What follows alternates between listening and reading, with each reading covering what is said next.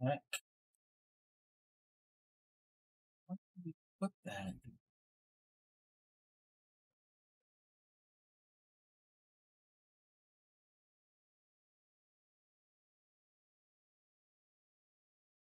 Okay.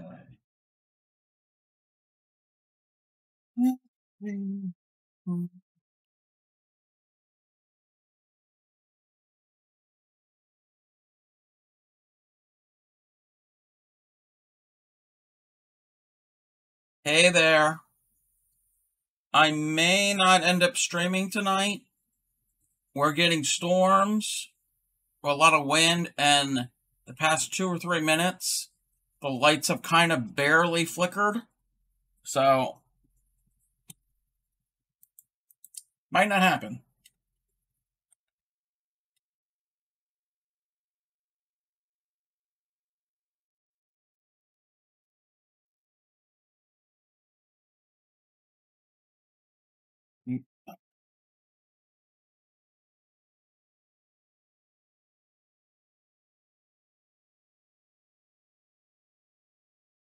And how are you?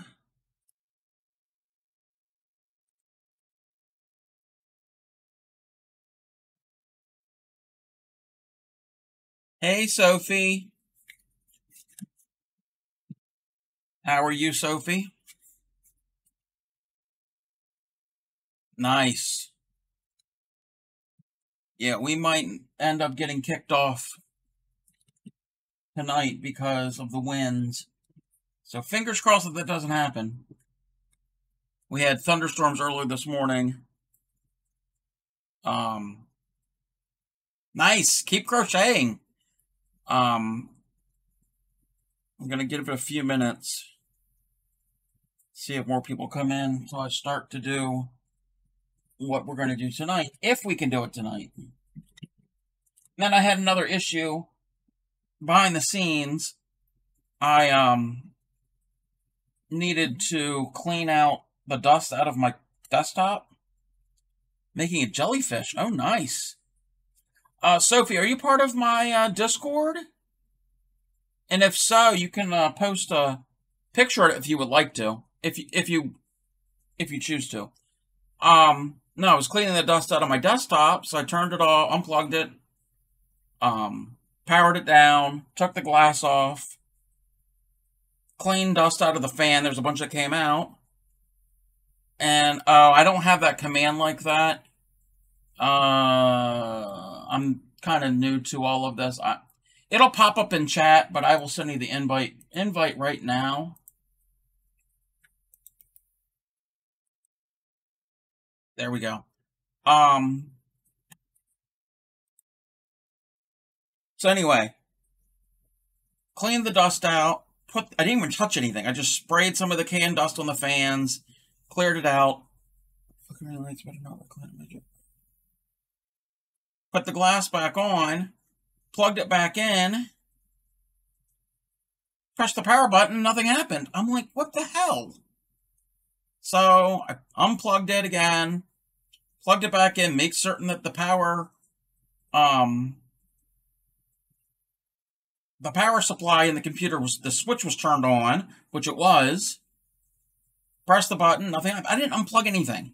The only thing I unplugged was the main power off the back of the computer.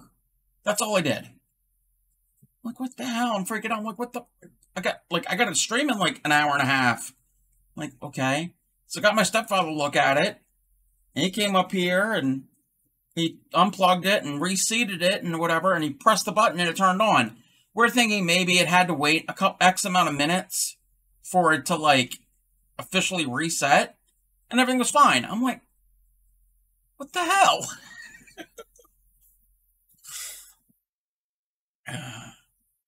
Anyway, I don't know if any of my regulars are going to be in tonight, but if not, that's okay. I will still continue. Because I know one of them's had a rough week, and I think the other one is busy, but we have you guys here. And I'm going to start into this. We are doing tonight this. It's called Broomstick lace. It's this really decorative looking, oops, my sample's not the best, but it's this decorative type stitch. And let me pop on over here.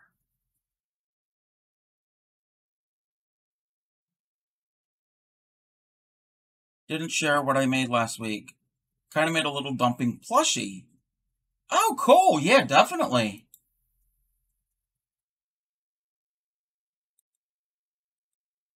Yeah, I love to see what everybody's working on and what they finished or whatever.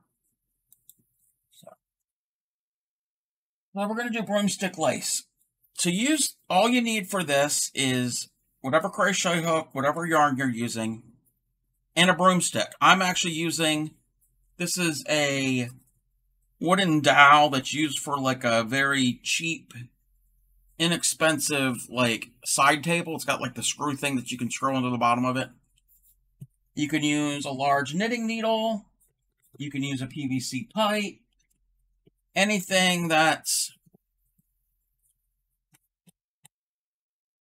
got a diameter to it. So, let's see. Let's get started. And you're probably not going to be crocheting along with me, anybody who's watching, because you probably don't have the dowel ready. But that's okay. And then we will get into the shawl that I'm working on, my third shawl of the same pattern. I'm addicted to that pattern. So for broomstick lace, what we're going to start with is we're going to start with a chain, as usual. And it's going to be a multiple of 5. So whatever you want. So I'm going to do 15. So 15 chains. 2, 3, 4, 6, 7, 8, 9, 10, 11, 12, 13, 14, 15. Oh, that's cute! First crochet plushie, Mr. Little Dumpling. He's not perfect, but he's cute. Oh, I like that. I never can get into amigurumi. I've never been able to do that. Let me reply.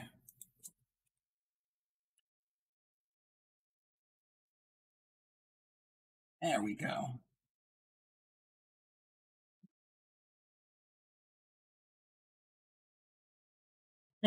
I like it.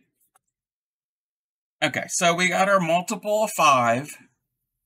And then we're going to, oh, of course, definitely start out small. I've never really done an amigurumi before.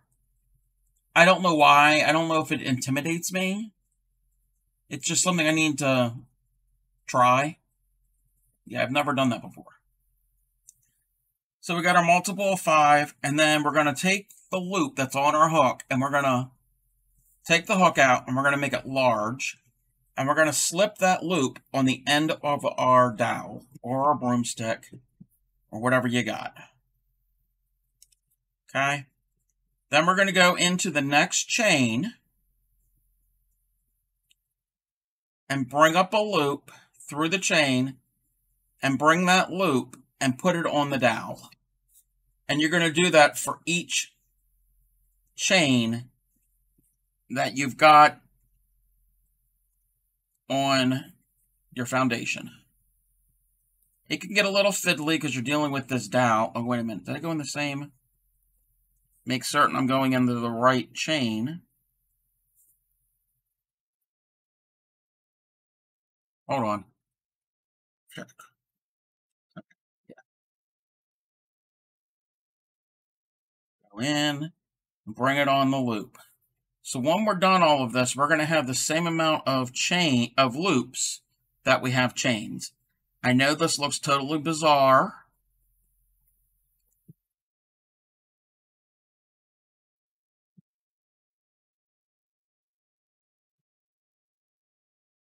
Yeah, I can get that.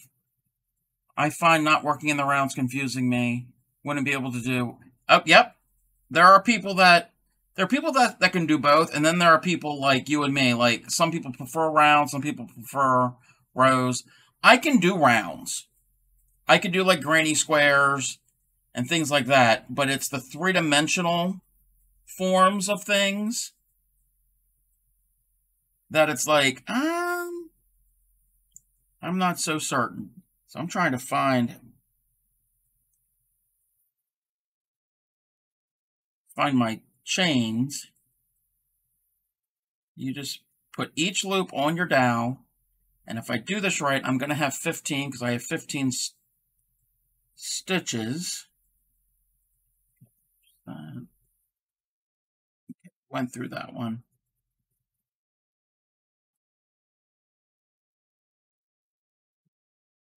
You have issues with granny squares?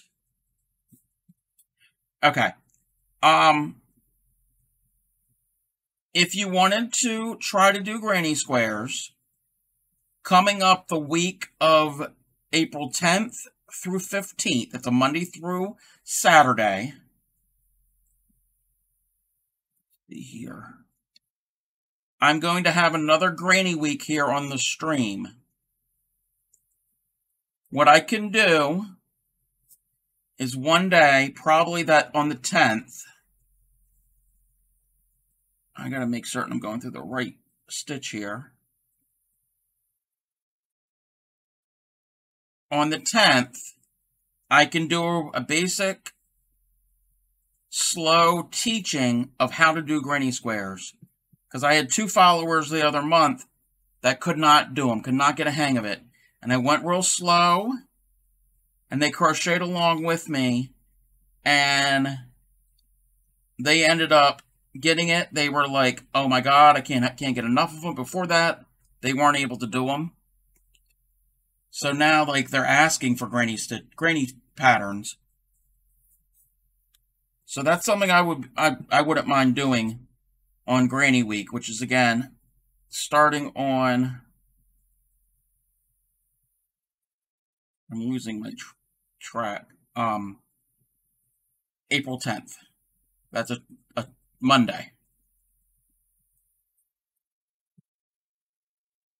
But I got a bunch of other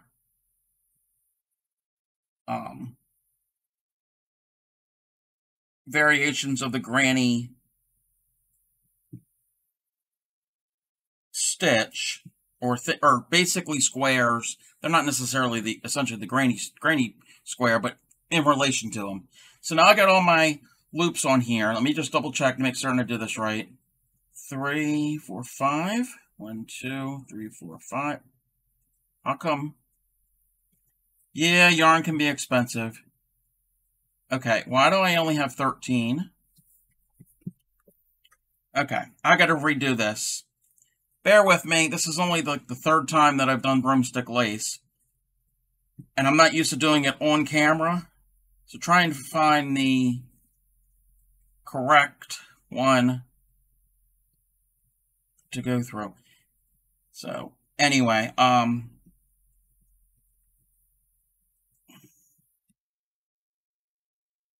yeah, the really nice yarn tends to be expensive, but it's kind of worth it.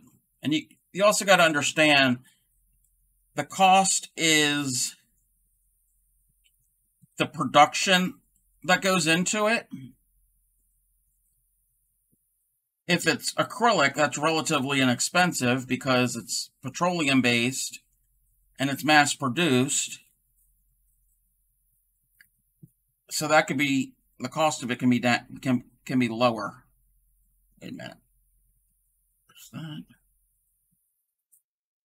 But if you've got certain wools and certain natural fibers, there's cost involved of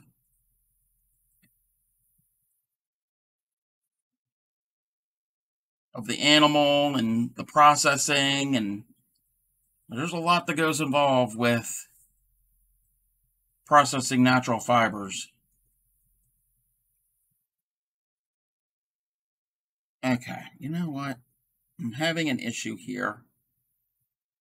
I'm not used to this angle on camera. I did okay the other day, but it wasn't... I didn't have the, thanks. Let me just double check. Okay, we got to go into this one. Number 7. I just want to make certain I have 15 loops.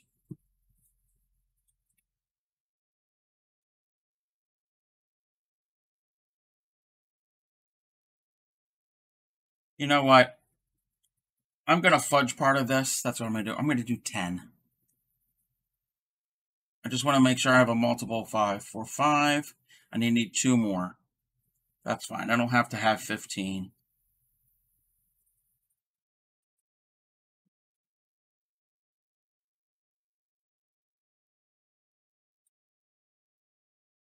Let's see. I need 1 more. If I was doing this off camera, like my sample, it would have been better. So we're going to ignore the rest of this. Eventually, I will unravel all of that, and we won't have to worry about that. So we've done 10. So we're only going to have 2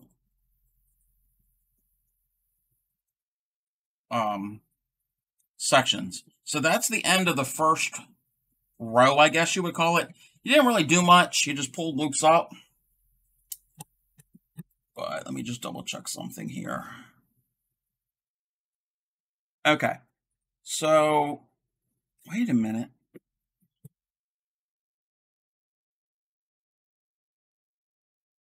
Okay. So we've got our crocheted foundation chain, and then the first loop, and then is on the dowel. I've gone in, brought up a loop through the chain as normal, but then instead of doing anything with it, we put it onto the dowel. You do that for all of them. You're gonna have a multiples of 5. I got 5 and 5, and then what we're gonna do, that's our first row, and our second row, we're gonna take our hook and go in and pick up 5 loops off of the dowel, and you could take it all the way off the dowel, but keep them on the hook. And from behind, pull up the yarn from the ball. So yarn is through all 5 loops. We're going to yarn over and bring it through those 5 loops. Whoops. Kind of hold all 5 together. And then you're going to yarn over and you're going to bring it through. And you're going to do a chain to secure it. Okay? Now, in this loop here, again, all 5 are going to treat the same. We're going to do 5 single crochets. 1, 2, 3, 4,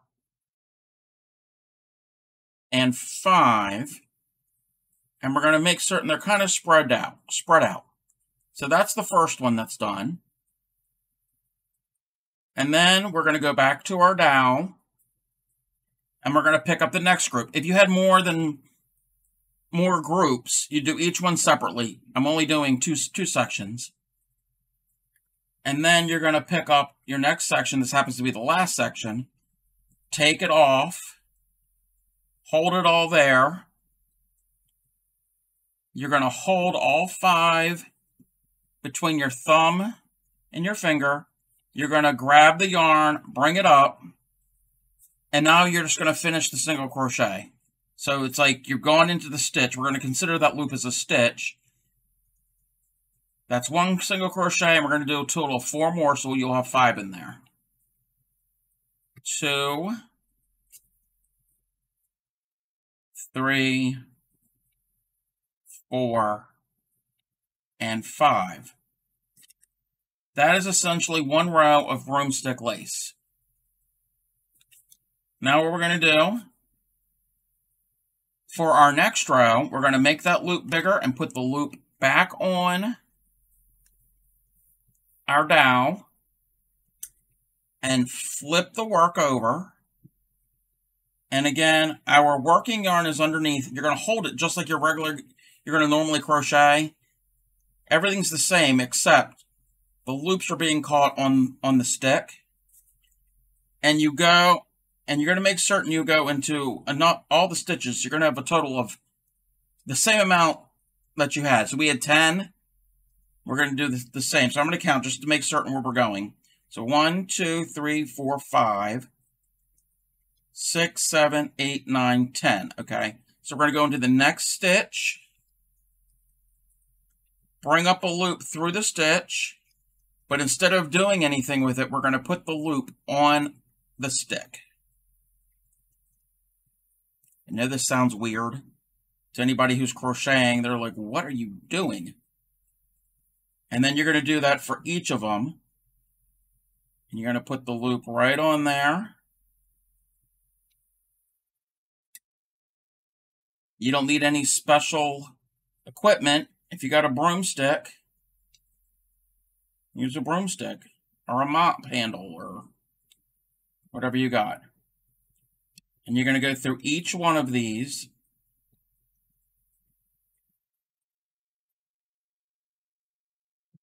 Sometimes this might be easier if you could hold the stick under your arm while you do it. It's a little more cumbersome doing it this way on camera because I got to lay it flat so you can see what I'm doing.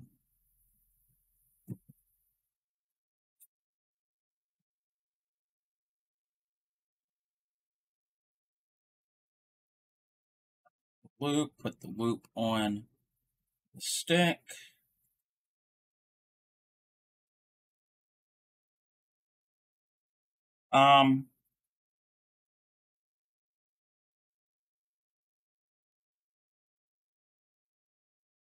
Yeah, it can get in the way. Okay, I'm going to double check to see if I'm to the right amount. So I'm going to need my 10, the 3, 4, 5.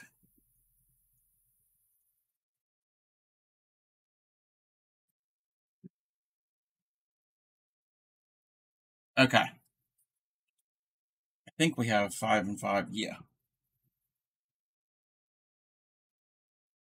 So now what we're going to do is the same thing. You're going to go under the first 5 loops. And I guess you can do this with other multiples. You could probably do it with 7 or whatever if you wanted to. Trying to get these, I made my loops a little tight, so getting the hook in there is a little difficult. But you can always take the first 5 all the way off. You could do 5 at a time. And just be very careful with those 5 and then put the hook in. And then pull the yarn up from the back. Not that. I got to pull up the yarn from the back. Yarn over and bring it up and do a chain to secure it. And then we're going to do 5 singles. 1, 2, 3, 4, and 5. And now we can do the next 5. I'm only going to do this row here. I'm not going to do a third row. But it's the same concept. So you got your 5 on there. You bring them through. And then you're going to yarn over through the 2 on your hook. So that's 1 single crochet. And you're going to do 4 more, so they're groups of 5. It's 2, 3, 4, and 5. And then if you're going to do another row, you take that loop and put it there. So there's no chaining to turn a row. And then eventually, I'm using a 5.5. You use whatever yarn, whatever size hook that you want that's compatible with your yarn. Whatever you would decide. That's totally up to you. I just happen to use this, as this is the one I use the most for the projects I currently am working on. And I'm using, this is a size 4 worsted weight yarn. So I'm using a 5.5 millimeter. So that is what you're going to get. So imagine this wider. And, well, the picture here, I didn't make that picture. That's the picture I found online.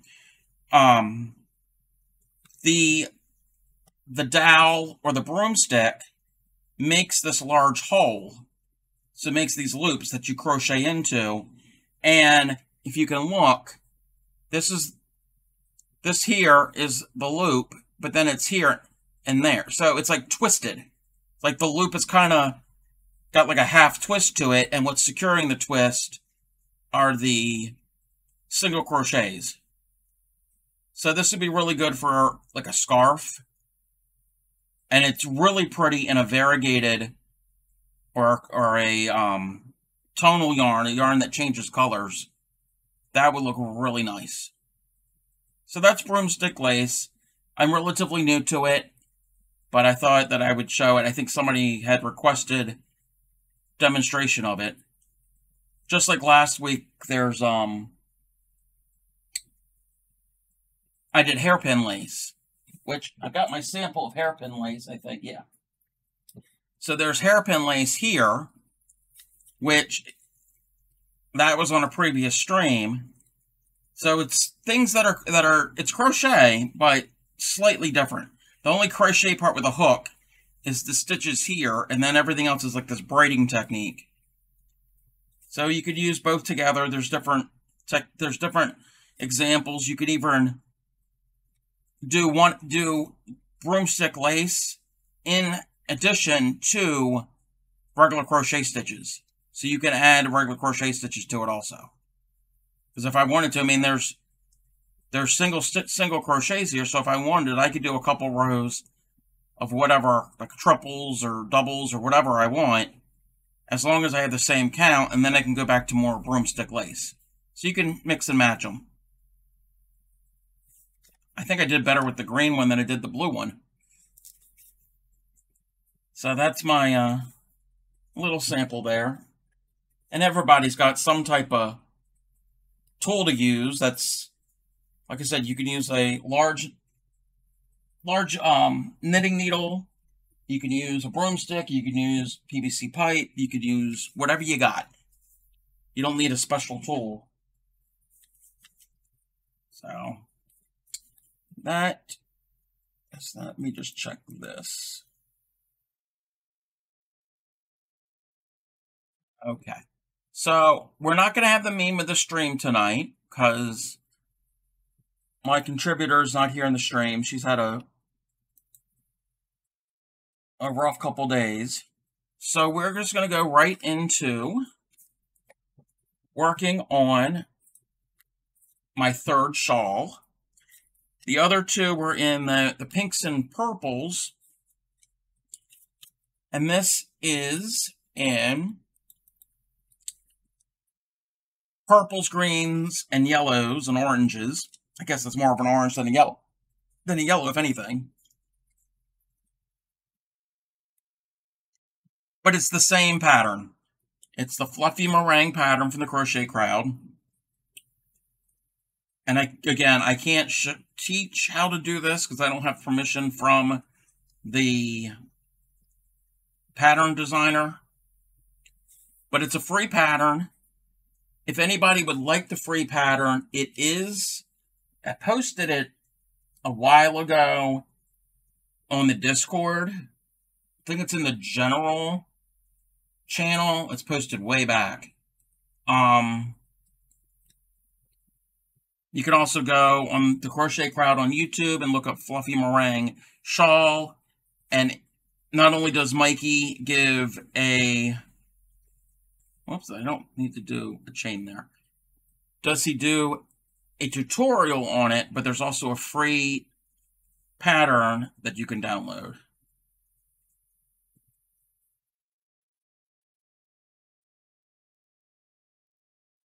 Hey there, Seagam. How are you?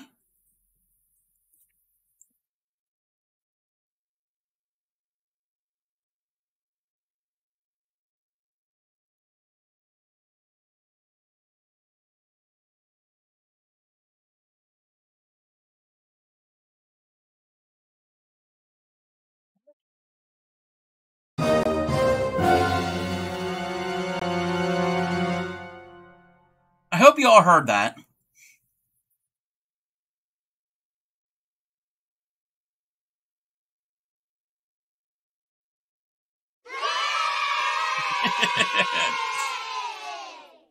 I'm your favorite streamer? Wow. Thank you.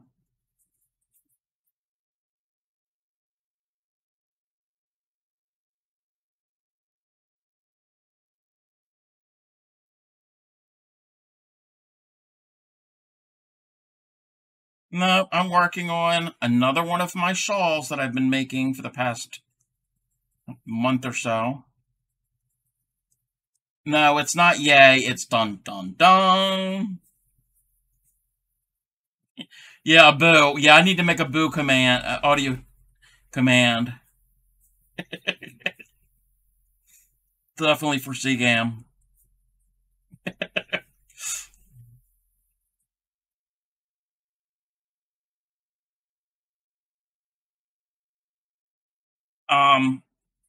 Again, I'm gonna announce it again that start the week of the 10th through 15th, I'm doing Granny Week.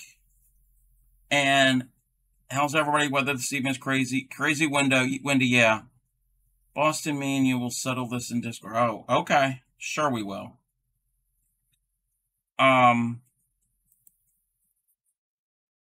Yep.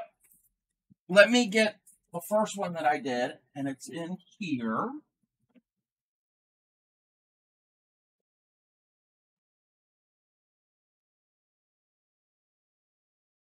This here is the first one. Oh, no, we don't want tornado warnings. This was the first one. That's as far as I can zoom out.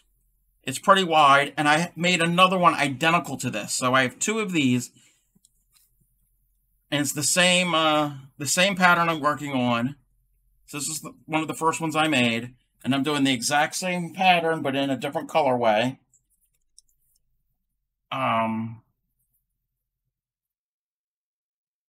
Yeah, I love this. Love this pattern, and I love this yarn. This yarn is from Michaels. It's Facets, which you can't really read that. Yeah, Facets by Loops and Threads. Loops and Threads is a Michaels line. So, it's a Michaels brand. Facets is one of their lines. It's actually a very thin size 4. I would consider it a size 3 weight. It is on a thinner side, and it's also a roving yarn, meaning it does not have a lot of twist. Does not have a lot of twist at all. So it is very soft and silky, and it just has a nice feel to it. The way I describe it is it's squishy. It's definitely a squishy yarn. And the pink and purple one, it's the same type of yarn, but the pink and purple one is Red Heart Unforgettable. They're basically the same types of yarn, just different brands. Yes, it's silly.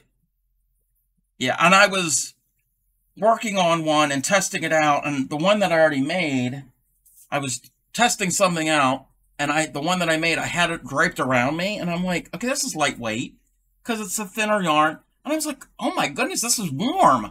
For being a lightweight yarn, lightweight meaning not like most size 4 yarns tend to be, I wouldn't consider them light yarns because they're not. They're a medium yarn. But this is a thinner size 4. But I was like, that's actually kind of warm. And considering all of the holes and the laciness of it, yeah, it was actually, had some warmth to it. But I am a huge fan of it. Some people don't like it because, and I can understand this, it might have a tendency to pill here and there because it doesn't have a high twist. So it does have a fuzz to it, a very slight fuzz. It's not going to show up on camera. There's a very slight halo. And when I mean halo, it's got a natural, if you really put it up to the light, you can see tiny little fibers, again, because it's not highly twisted.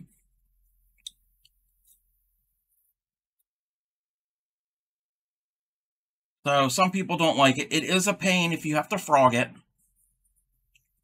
because it could snag on itself and the fibers can mend. What? Oh, okay. They could not meld together. So you just have to know how to work with it. And if you pull real hard, it can break. But it's still a strong yarn.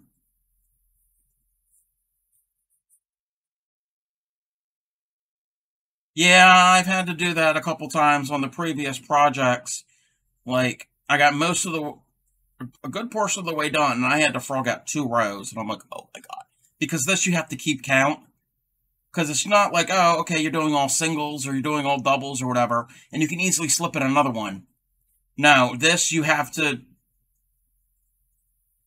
keep the pattern, you definitely have to keep the stitch count from the previous row has to be accurate.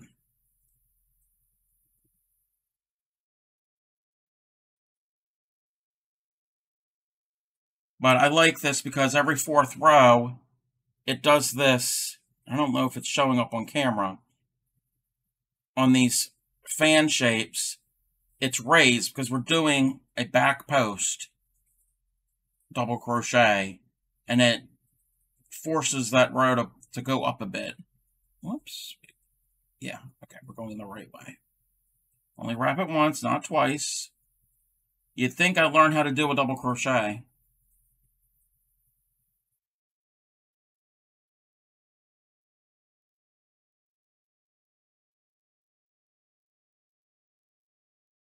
And this one is actually for one of my mods in here, Clay Miko. She's not in here at the moment. She liked this yarn, and she knew, and I told her I love working with this type of yarn, and she liked the colorway. So I'm gonna, even though she crochets, I don't know, I don't think she would be, I think she said she's not up to doing this pattern just yet.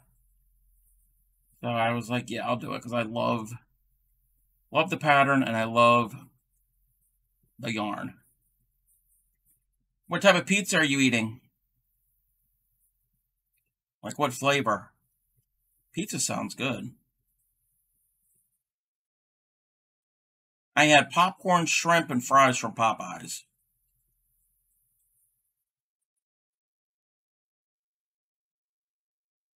The edible kind. Okay, smartass.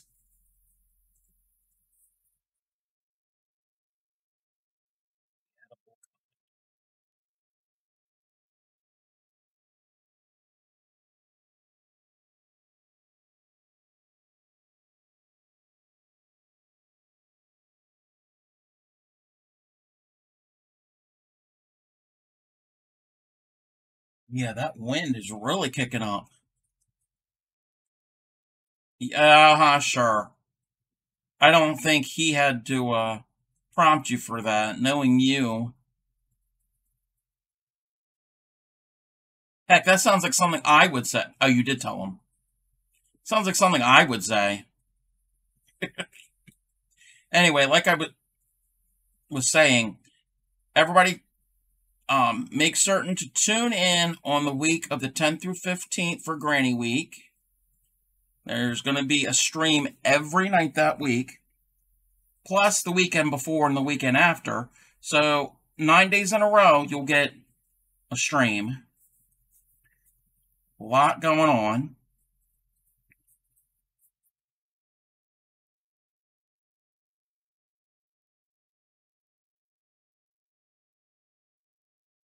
And I think every evening I'm going to have 2 different types of patterns to show off.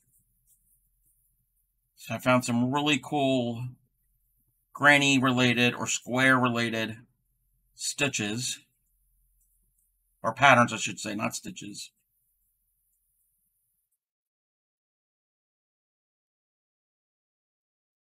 Okay, now we flip to row number 2.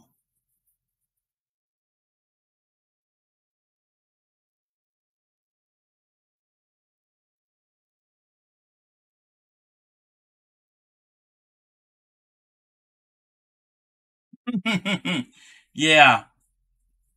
Seagam, where you live, do they cut a round pizza into wedges or squares? Now, it's a round pizza.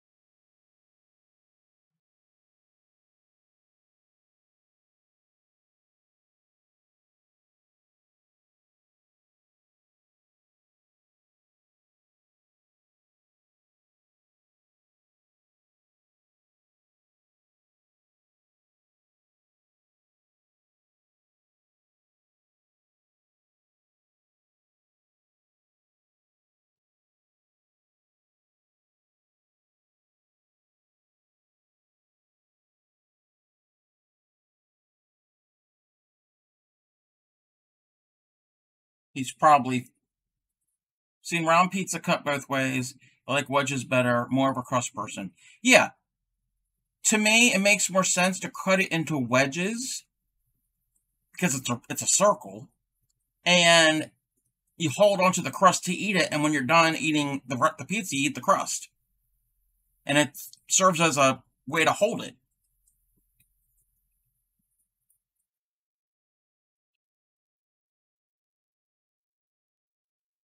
Seagam's probably busy feeding his face to respond.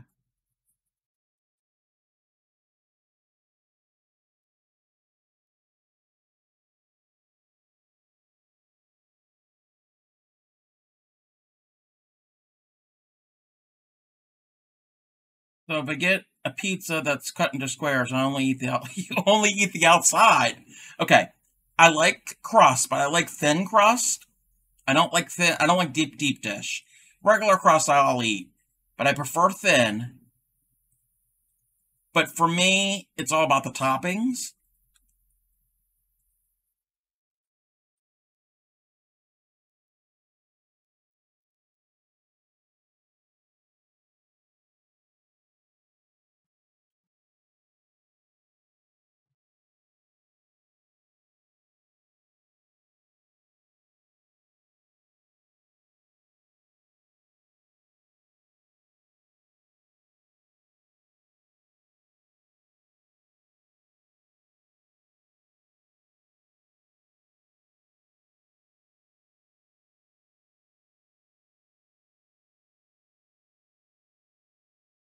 You can eat any crust, but I normally like to get a sub or some pasta to go with it.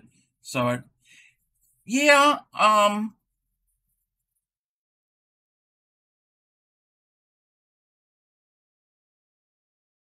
if I'm at some place that sells pizza and subs, like a neighborhood local place, there's one I can think of.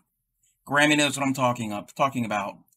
I've had their pizza before, and their pizza is traditional New York style, so it's wide slices and very little toppings.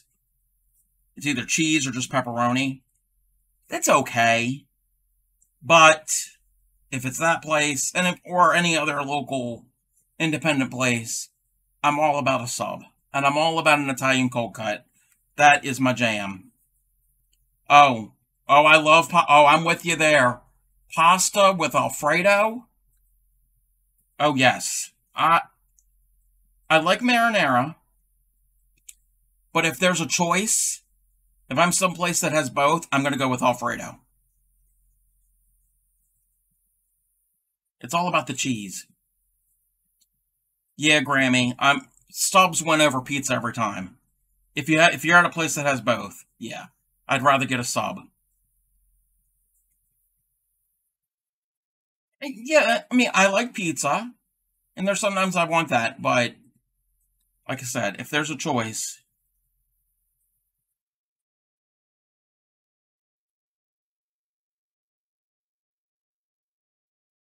but yeah, I'm with you on the pasta.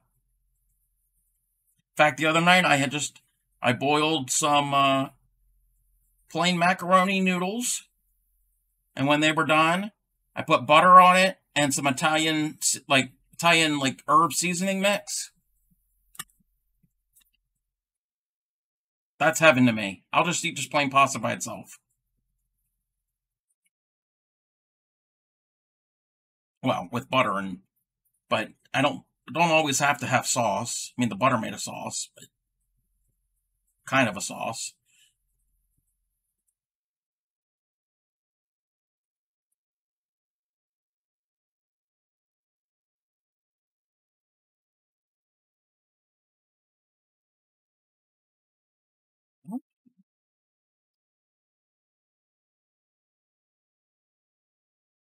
Wait a minute.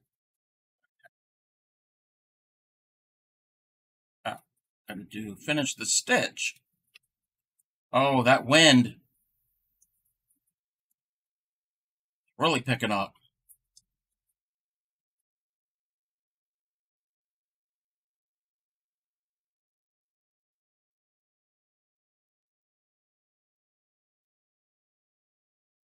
Really good shrimp Alfredo pop. You said it. Oh my. Pasta, Alfredo sauce, and shrimp. I'm coming to your house. Hey, Upcycly? I think I said it right. How are you? Oh, and you're lurking. That's cool. Welcome. But no. Shrimp Alfredo pop. Oh, God.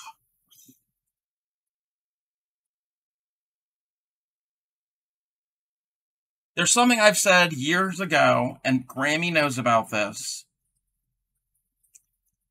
There are 3 things you can add. You're reading my mind, Sophie. You're reading my mind. There are 3 things you can add to almost any dish to make it better. That would be cheese, bacon, or crab. I'll include shrimp in there with crab. And if you can find a way to put all 3 together in one dish, hot damn.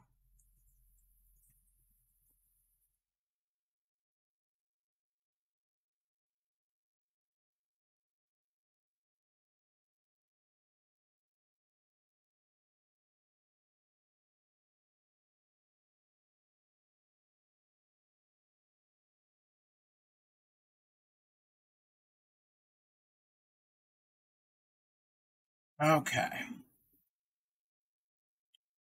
Now I want pasta. Thank you.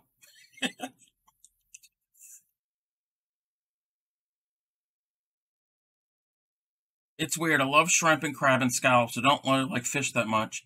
Can only eat my catfish. I like a good breaded catfish, like a cornmeal breading, but I really love grilled catfish with butter and salt and pepper. There's certain fish that I like. I mean, I like cod and haddock and things like that, like a white fleshed fish. I don't care for salmon. No, don't do salmon.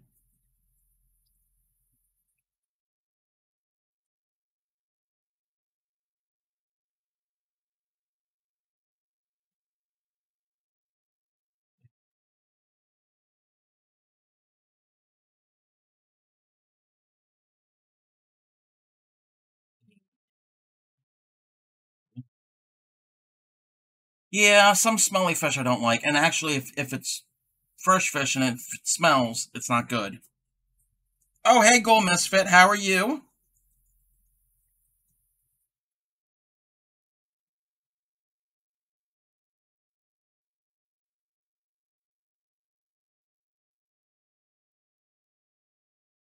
I'm gonna sneeze. I'm gonna sneeze.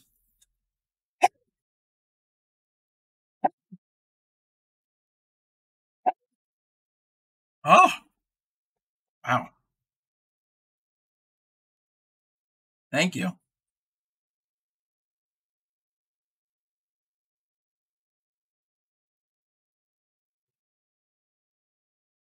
Or fish is good. Yeah.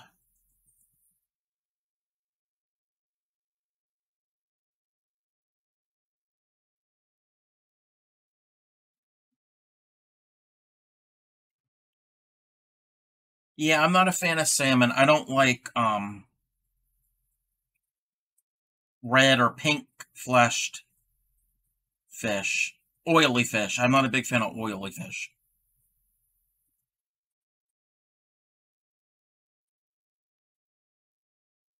I like mahi mahi. That's good.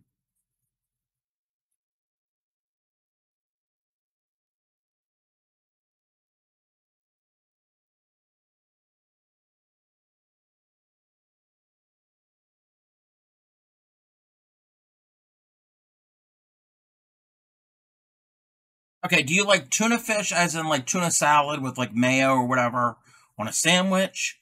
Or tuna steak? Because those are two totally different things. I don't do tuna steak. I'll do tuna fish, like out of the can.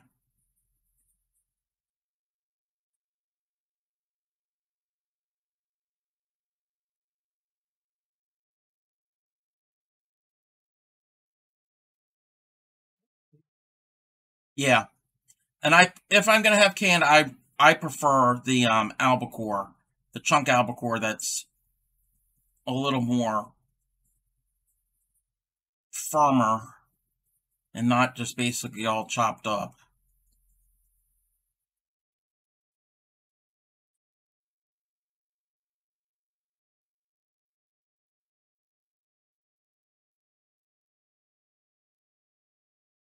But you mentioned, what did you mention? Shrimp and scallops and crab. I live in the Mid-Atlantic in Maryland. We're known for blue crabs. Oh, love me some blue crab.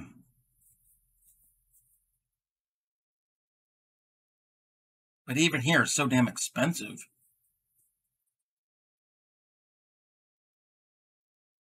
We don't eat it that often.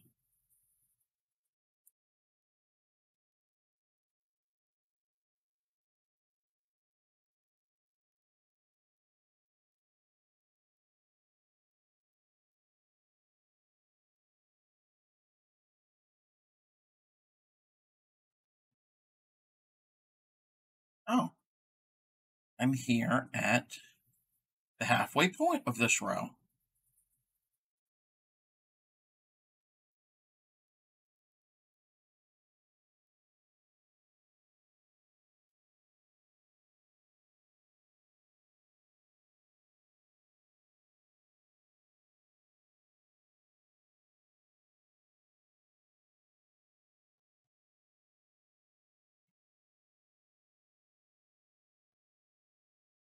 I would love to go to a seaside restaurant, gets really good seafood, not just a grocery store.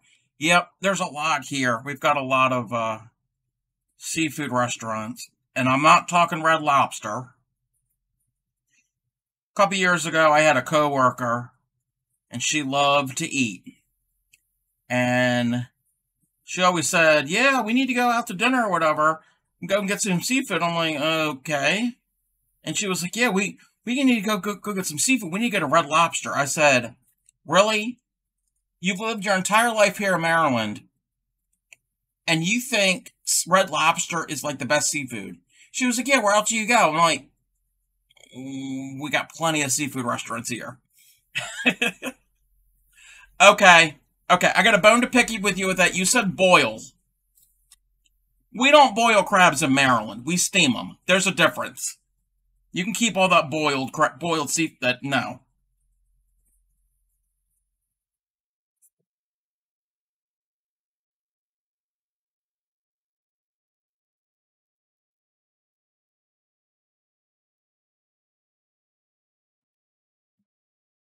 Yeah. No, she was like, "Yeah, let's." I'm like, Where?" And she was like, Where would we go?" I'm like, "There's tons of them in the area." She was like, "Really?" I'm like, she's kind of ditzy anyway.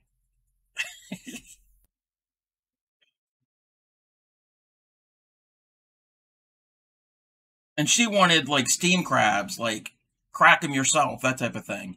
It's like, no, not. I don't even think Red Lobster has blue crabs. I know they've got like king crabs or snow crabs, but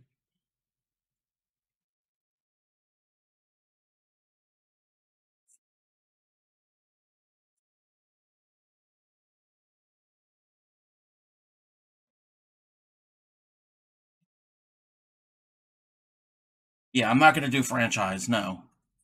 Maybe next time I go to Maryland, I'll be able to tour. Yeah, definitely. There's lots here.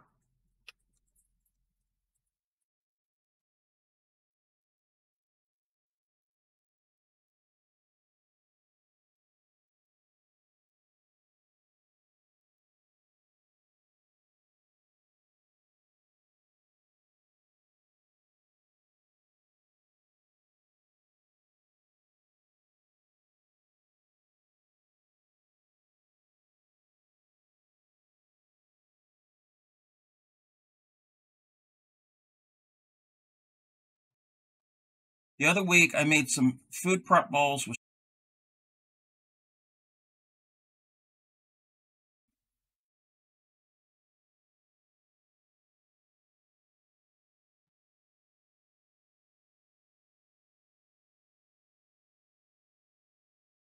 Um,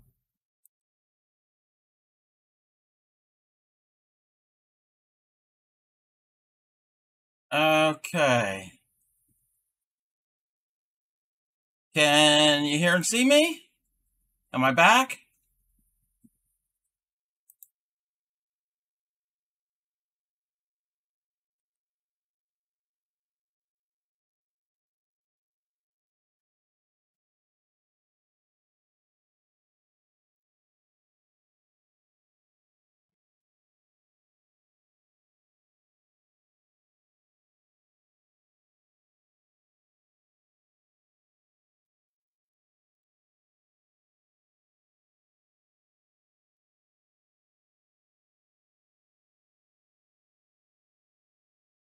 Are we back? Okay, we're back. Hey, lady. We're having a lot of wind here, and my power flickered enough to trip the internet. The lights like went out like maybe like half a second, but it was enough to trip the router to go off. So I had to go down and reset the router. Yeah. So if it happens again, stick around. Hopefully I'll come back up. Yeah. Getting lots of wind coming through. So I'm like, what? Whatever.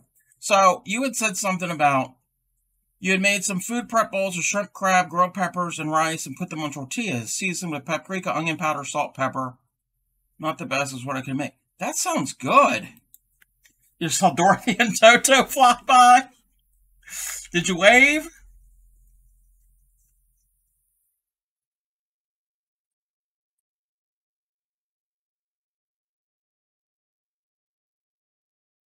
I mean, there's always something bound to go wrong. I haven't had to frog or mess up any on this so far. And I didn't have major issues with the stitch that I was demonstrating.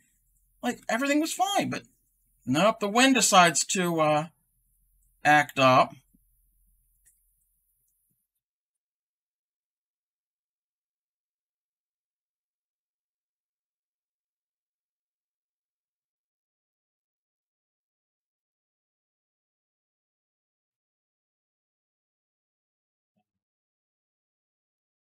Yeah, bad storms, yeah. I mean, this morning, about like 6 o'clock in the morning, there were some bad, like lots of lightning and some thunder.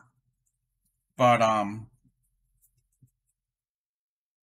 and it was kind of rainy most of the day. In the afternoon, it did lighten up and clear up. But we're getting all this wind now. 4 more days and you'll be back home. Yay!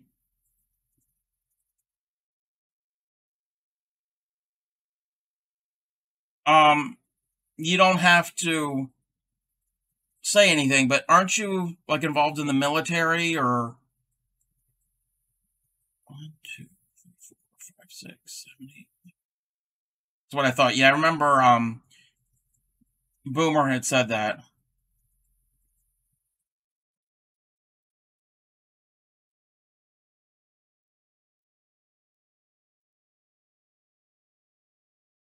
Boomer is a streamer. He streams during the afternoon Eastern time, and he plays lots of video games. It's Gamer Boomer. I think that's his username.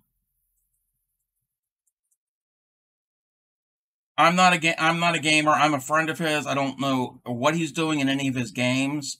I pop in there just to support him. I haven't been in there a while. He plays video games like Fallout and Skyrim and no. I know there was some tornadoes in Georgia the other day.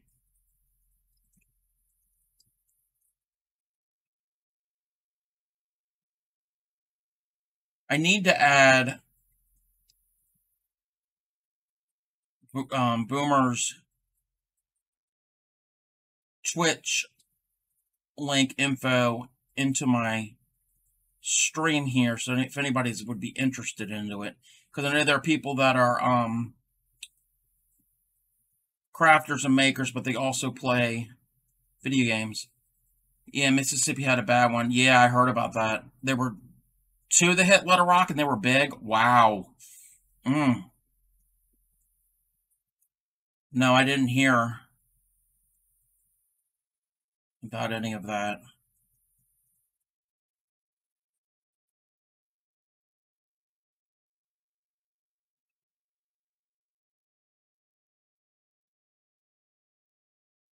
Texas? I have a friend who lives in... Actually, that's weird. I have a friend who lives in Texas, but he's originally from Ohio. Are you my friend, really? Several deaths due to twisters. Meanwhile, northern Minnesota and Dakotas are having blizzards. Yep, that's springtime.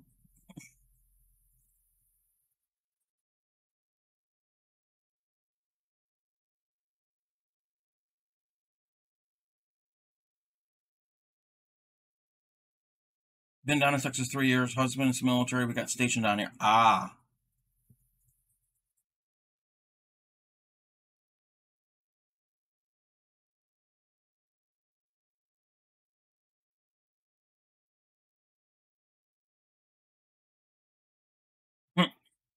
Never been to Texas.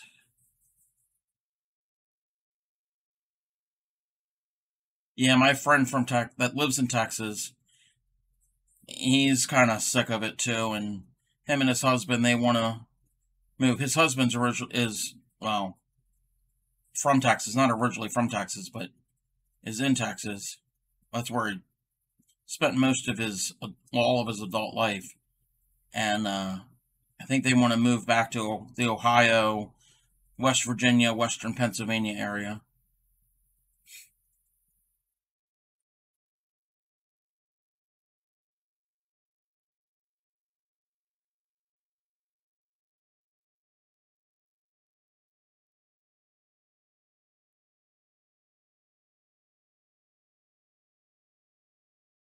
I mean, when I tell you a couple weeks ago, the tornado sirens went off, I'm done.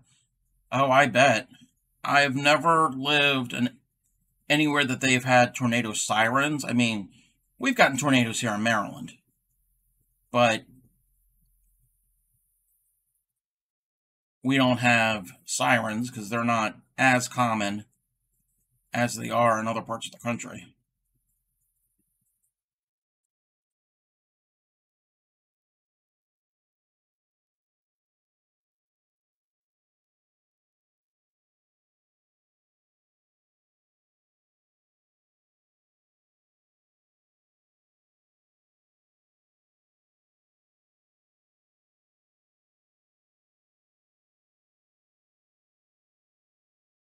My dad was in a bad tornado in Ohio in the 80s and 90s.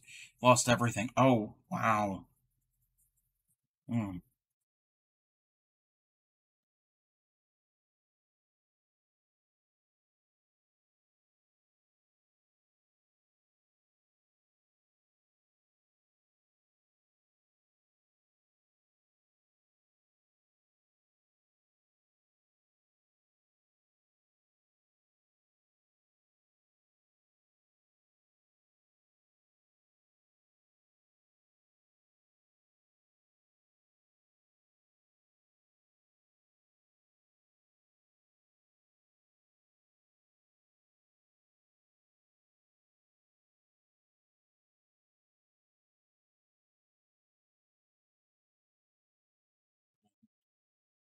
I've only ever been in Ohio in the spring and in the summer.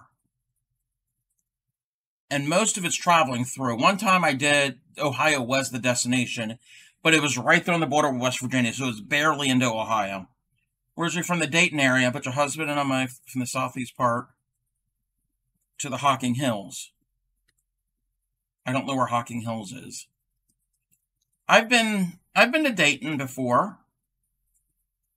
Going through Ohio to Minnesota and Wisconsin, we were driving through Ohio, and we stopped in Dayton, and there's some museum there. It's a lot of like industry and like things that Dayton's known for, like the Wright brothers and National Cash Register, I remember, and there was a couple other things.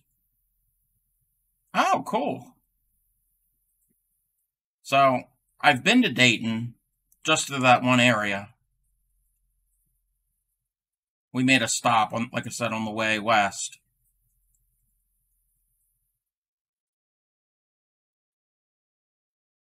The other time, like I said, was just to go to a friend I had lived just barely inside Ohio, right there at the West Virginia border.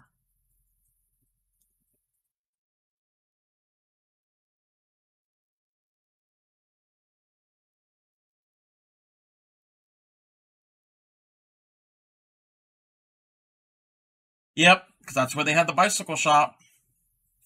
That's where they were from.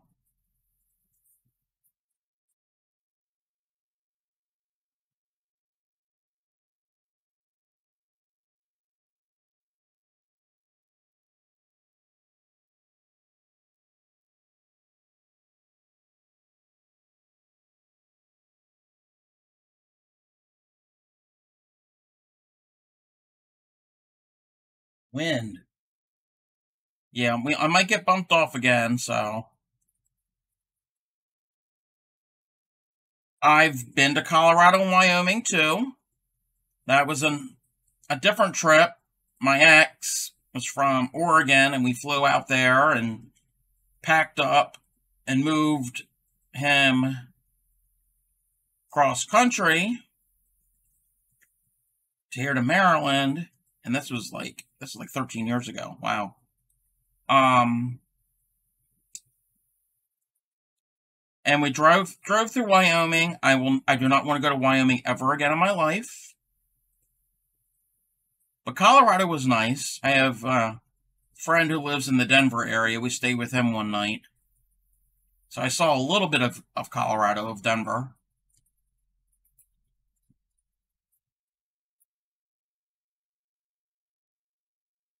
Fort McKinley. I don't know Fort McKinley. I don't know where that is.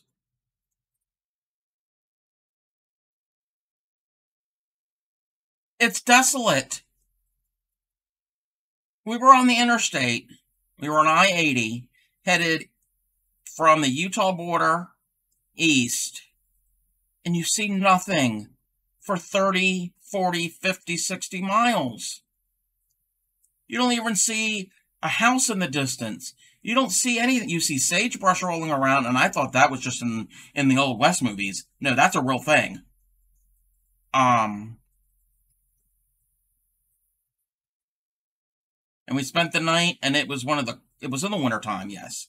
But it was one of the coldest motel room I had ever been in.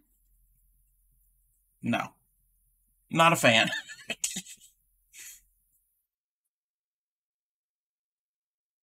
And I always say this about Wyoming, and this is a true fact. Okay, I live near Baltimore, Maryland, not far from Baltimore. So Baltimore's one of the closest biggest cities. 2, 3, 4. There are more people in the city limits of Baltimore, not the metro area, just the city itself, than there are in the entire state of Wyoming. It's the least populated state. I mean, I like areas where there's not a lot of people, but it's a little too much for me.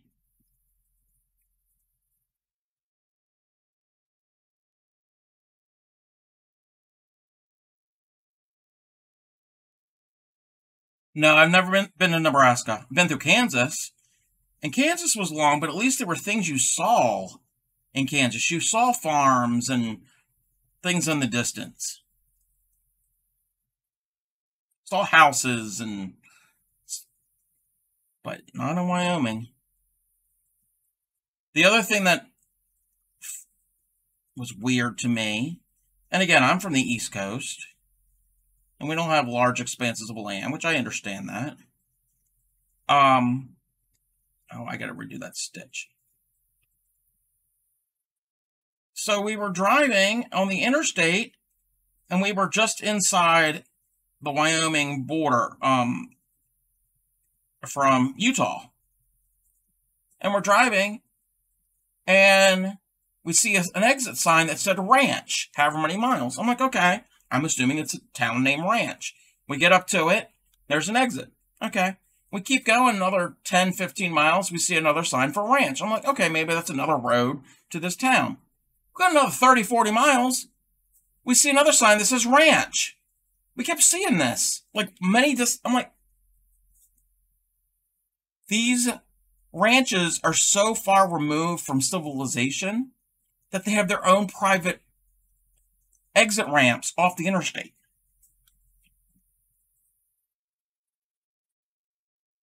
Yeah, I found that was like, okay, that's weird. I used to go to North Carolina all the time every summer. I miss it.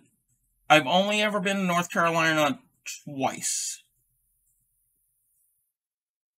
Once when I was an infant, I don't remember it, and then once when I was late teens, early 20s, and I remember that. It was nice. It was central North Carolina. I've never been to the beaches in North Carolina, but I've been to the beaches here in Maryland and the beaches here in Delaware.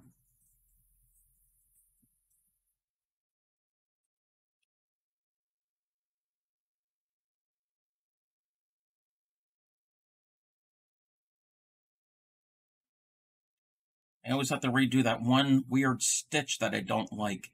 It's this, I had to do this double crochet together type thing that spans. Yeah, it's a weird thing.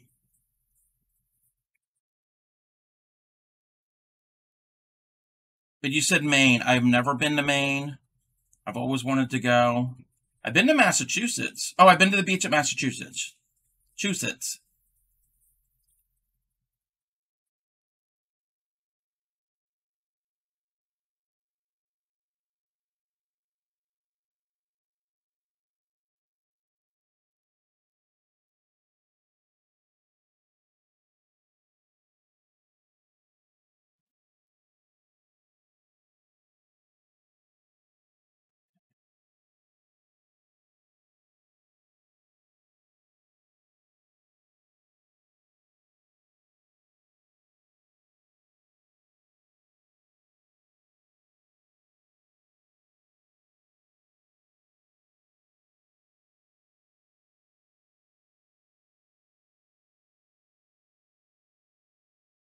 I'm working on.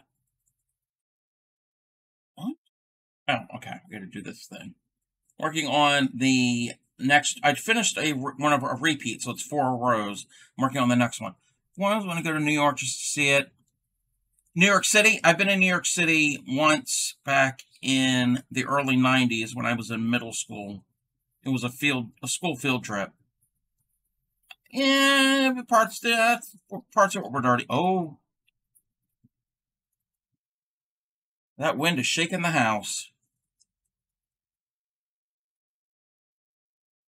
Um, but I was a kid, so it was fun. Went to Charleston a couple years back and it was great. Granted, it was during almost post COVID, so you could go places, but not many restaurants. I've never been to South Carolina. I've seen pictures of Charleston, of how beautiful it is.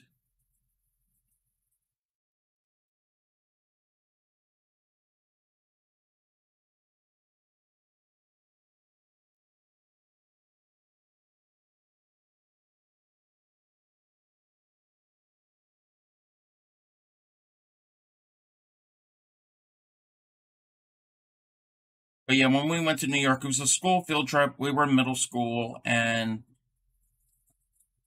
it was limited things that we could do, obviously, because we were on a school field trip, and we were kids. So it's not like we weren't going to get into trouble and go into areas we shouldn't have, obviously. I actually have a friend who lives in Brooklyn, and he's originally from North Carolina. He's been in Brooklyn for a couple years. He loves it up there.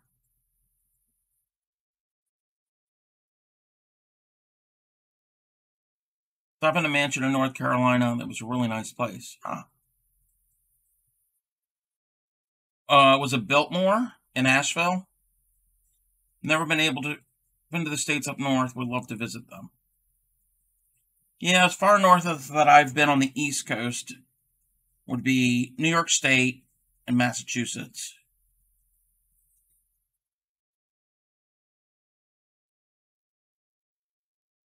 Yeah, Biltmore's up in the mountains, or near the mountains in Asheville. I've never been there. That was built by the Vanderbilts.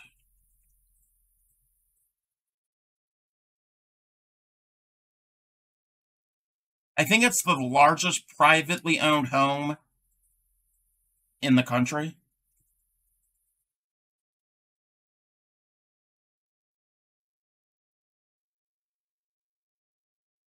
I think that's what I've heard about it.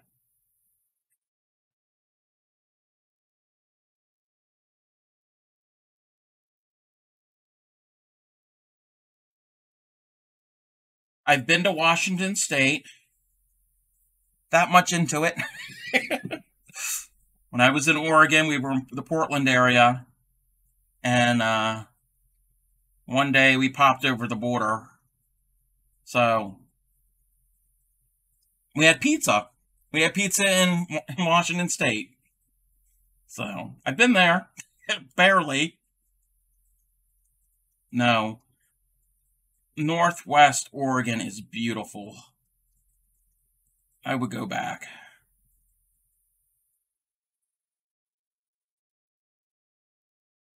Very clean. And Portland is a very clean and very safe, well, relatively safe city.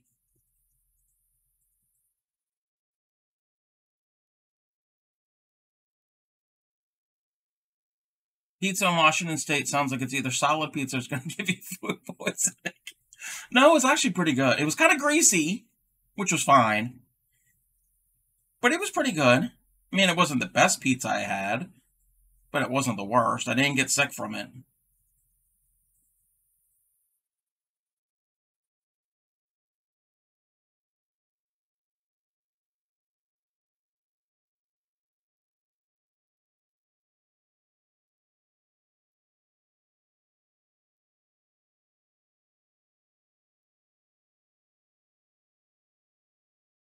Been to Florida a bunch of bunch.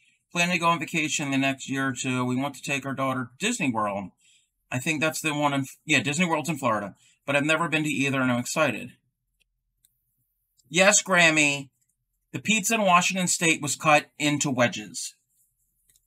Um, Clay Mika, who comes in here, which I think you've chatted with her before in here. She's one of my mods. She's like my main mod. Three. She's a Disney fan, and she's been going quite often for many years now. And they went back in February for a week for her birthday. Not her daughter's birthday, her daughter's too. They took their daughter, obviously, but it was mainly for her birthday. But her daughter loved it.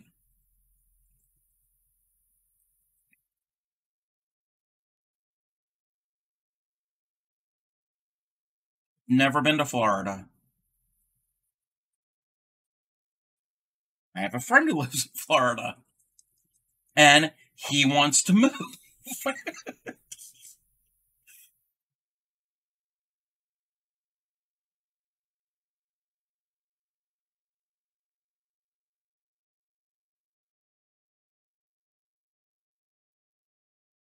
Yeah, Clay Miko, if she pops in here, she could tell you about it. She had a good time at Disney. Well, she always does because she's a Disney fanatic.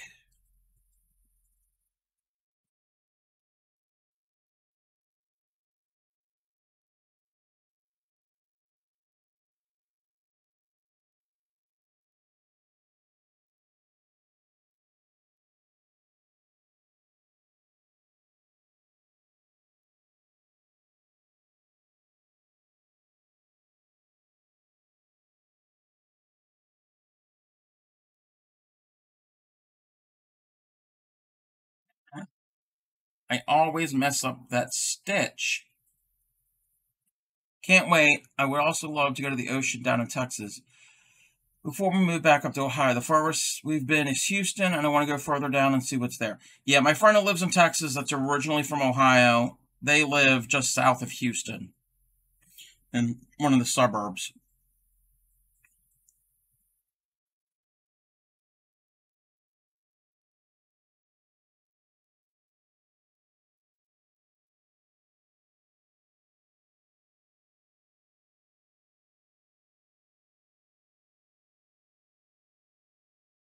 Yep.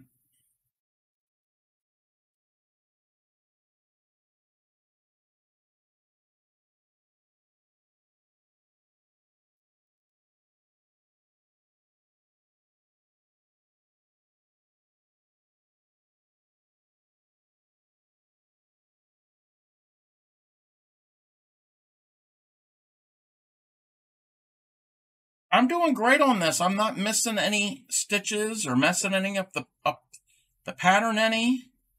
Now that I say that, we're probably going to end up having an issue, but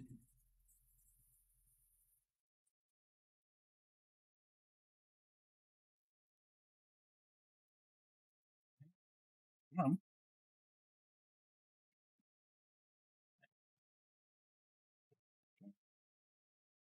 there.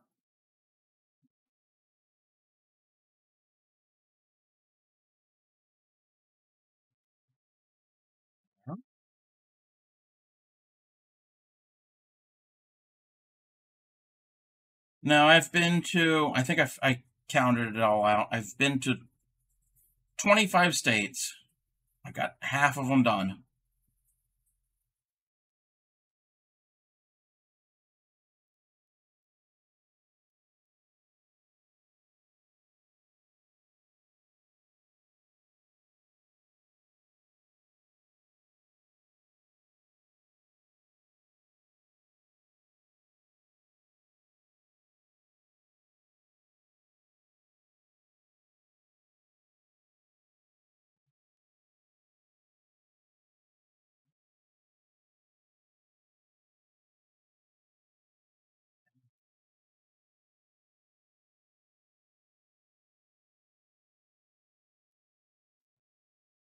Yeah.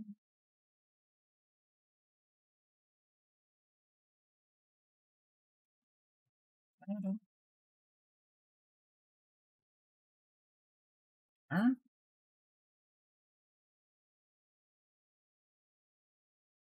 We still connected? Yeah. Need to remember to call pediatrician. Yeah.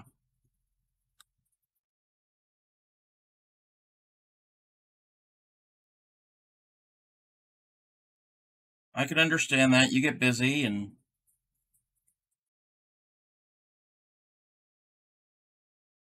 you do remember when you remember it, it's the weekend and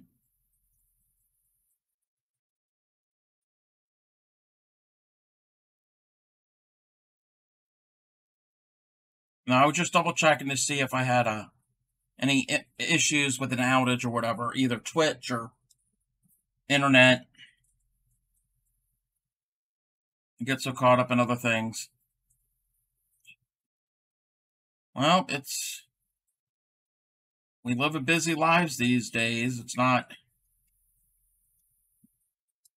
very difficult to let things can pass or slip your mind.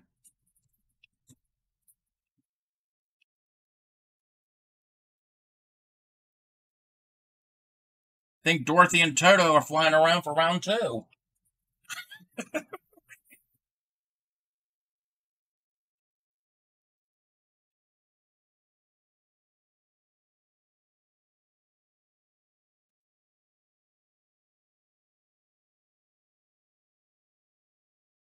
Okay, that's...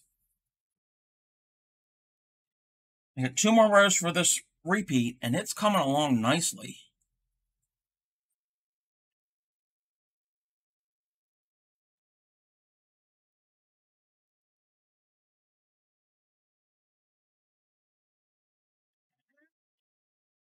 Come on. The yarn, this yarn being a roving yarn, it'll have thick areas and thin areas. And this is a thick, fluffy area, and it kind of got caught in the hook. So you kind of have to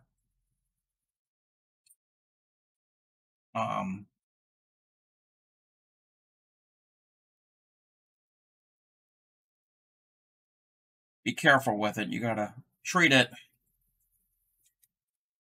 Yeah, at least with this, it's not like you're not counting like a large number.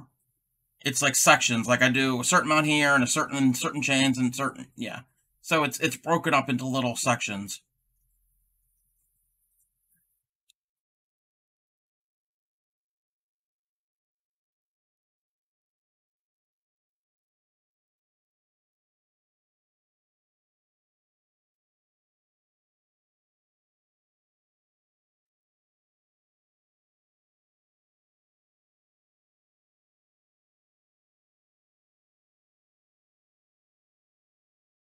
And don't have enough stitch markers to put in one in every stitch. And also, that's a lot. That if you had to put one in every stitch, that's time consuming.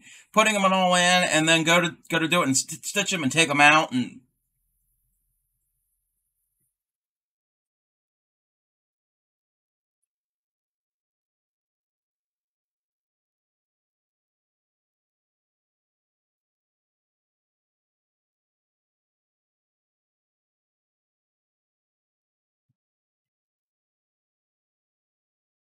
yeah, I don't.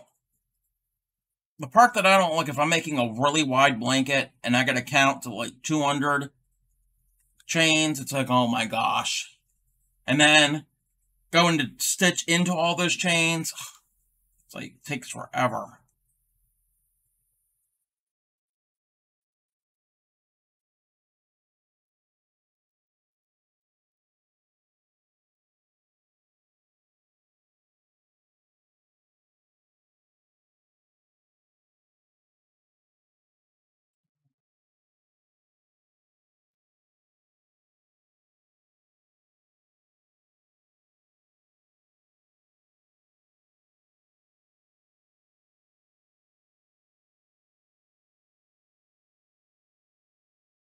You know what you could use for stitch markers? You can always use small little scraps of yarn.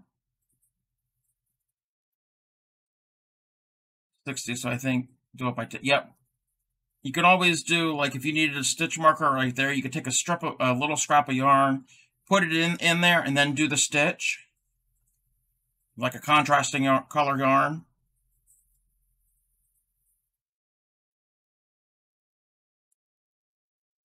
That or a paper clip or a safety pin.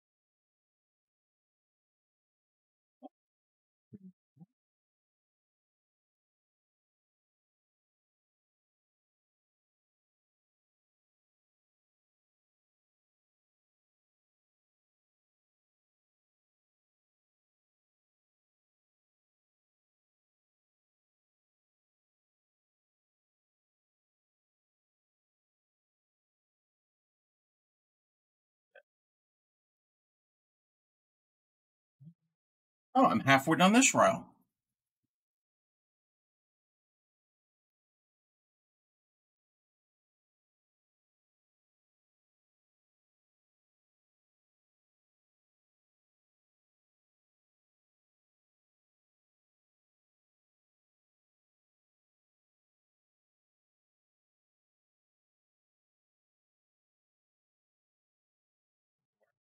That's a little stitch grouping right there.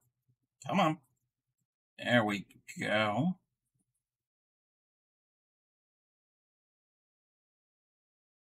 So you said you're making, was it an octopus? Is that what you said?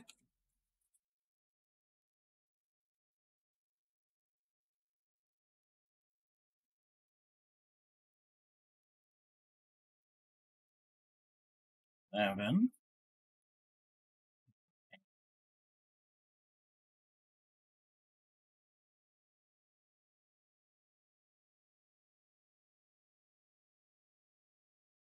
An octopus making the ball of the head. Cool. Yeah, I need to attempt to do amigurumi at some point.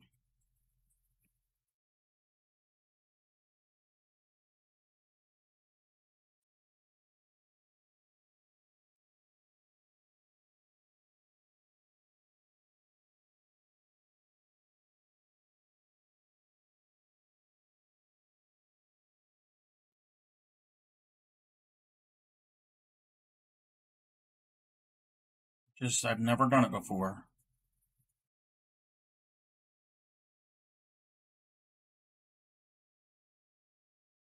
I think to start out, I might just do a ball just to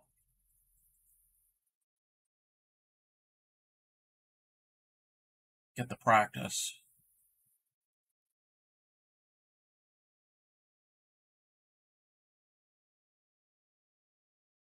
Yep.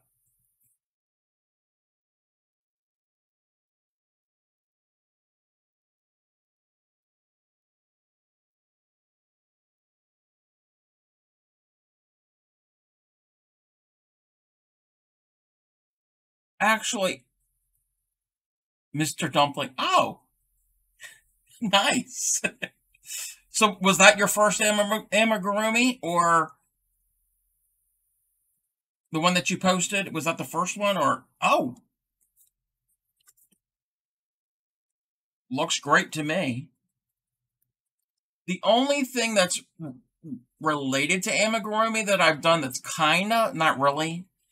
I did make a pair of gloves one time many years ago, and started with the circle. I had to do each finger individually. I did the hand. The hand part was easy. That was basically a flat piece that I joined. So that was easy to do. But then each finger I had to do. I didn't close it like an amigurumi, but it formed kind of like it. Yeah, I will never do gloves again. Socks? Socks don't scare me as much, but I think socks would do better knitted because they have stretch.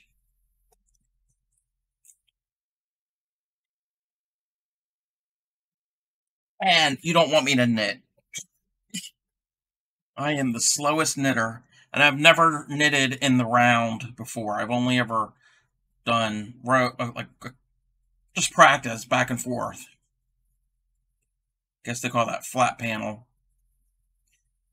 The only other knitting that I've done is like on a knitting machine, like a circular knitting machine, or knitting loom, like a blanket done in the Ohio State University colors. Yep, that could be done. There are even people have even done it where a blanket, it's a process to do. There's different ways of doing it, where it will look like the logo of a team. So like Ohio State or whatever team that you're into, or whatever that you're into, whatever character. You can do letters and numbers and pictures and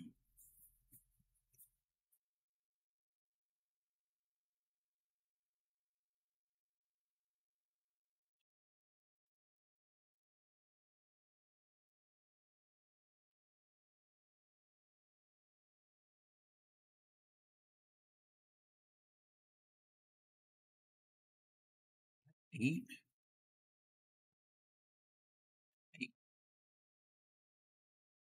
Yeah, I understand the concept of knitting and I can do it, but it takes me forever. I don't have practice with it. I have more practice with crochet.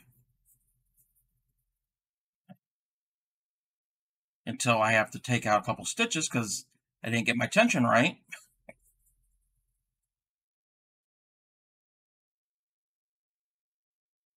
That stitch didn't. Stitch could have been a lot better. There we go.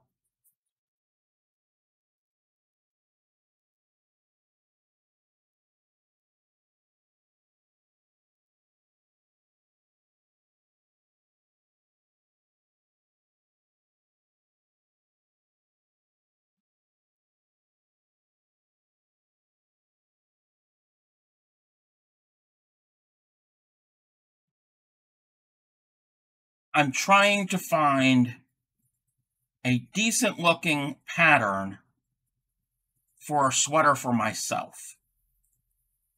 I got my tension down. I love how you can feel if it's too tight or too loose.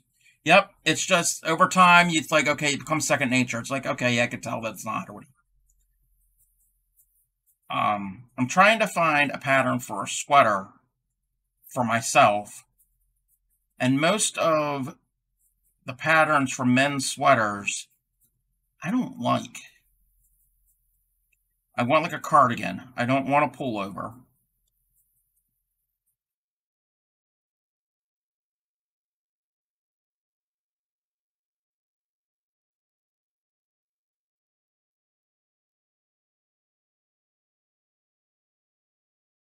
And I've never made a sweater before. So, my first one, I definitely would want to use a pattern before would go and design one myself.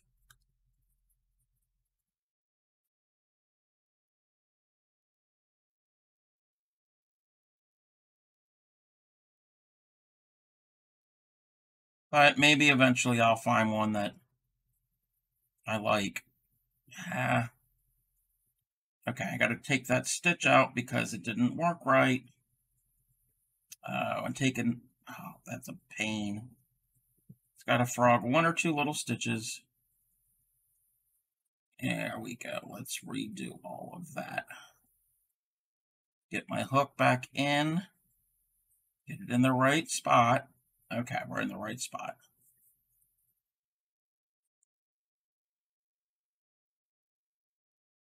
That little thing.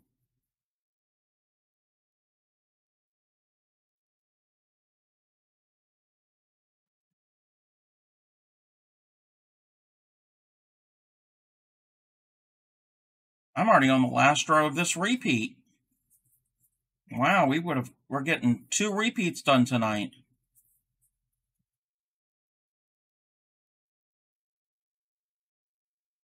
And again, when I say repeat, I mean 4 rows of the pattern before the pattern repeats itself.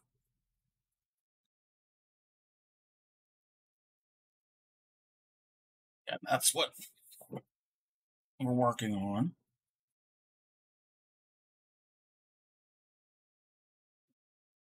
Come on.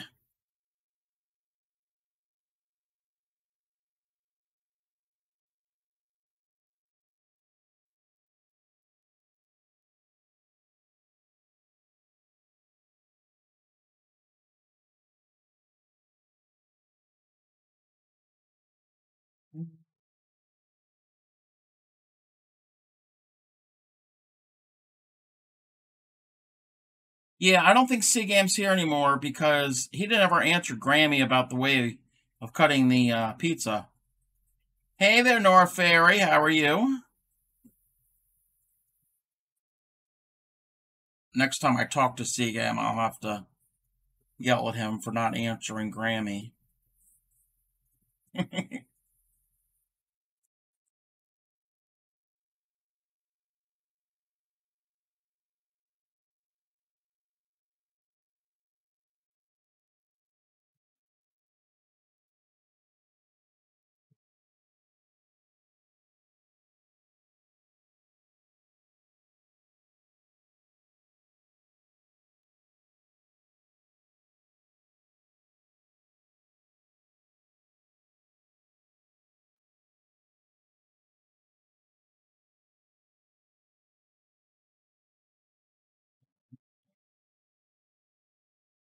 Fine.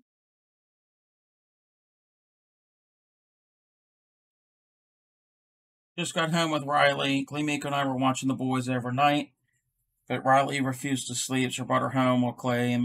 Aw. Yeah, she told me that you guys got your hands full this weekend.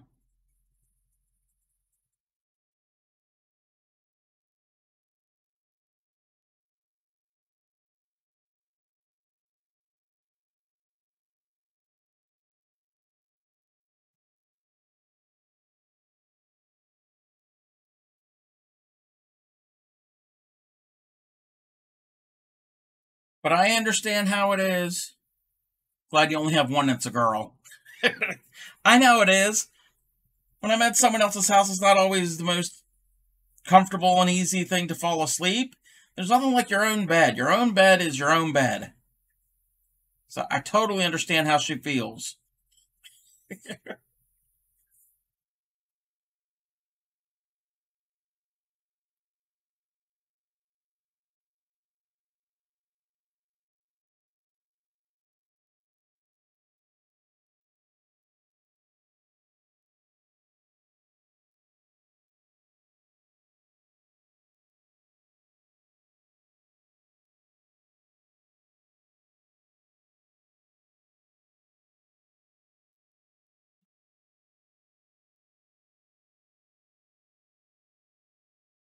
Yeah, you missed it earlier. I briefly, for literally a split second, lost a little bit of power and it knocked the router offline, so I had to go and reset that, and that messed up the stream, and because all this wind.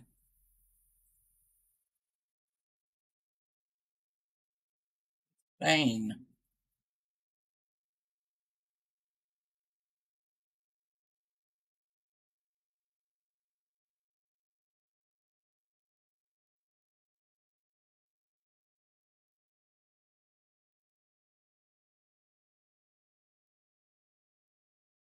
Oh, I'm already halfway done this. Oh, it went out over there? Wow.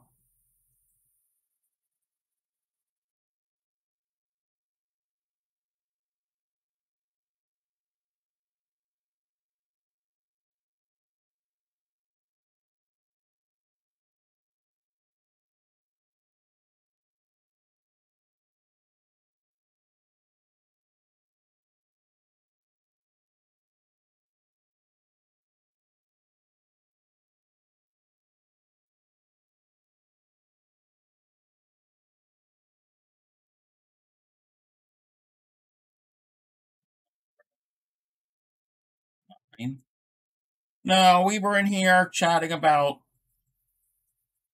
different states that we've been to or want to go to. We were chatting about food. Oh, we were chatting about food, all right.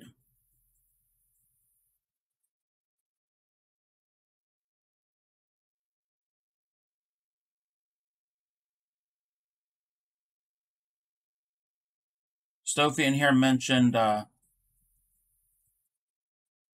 shrimp Alfredo, and I was like starting to drool.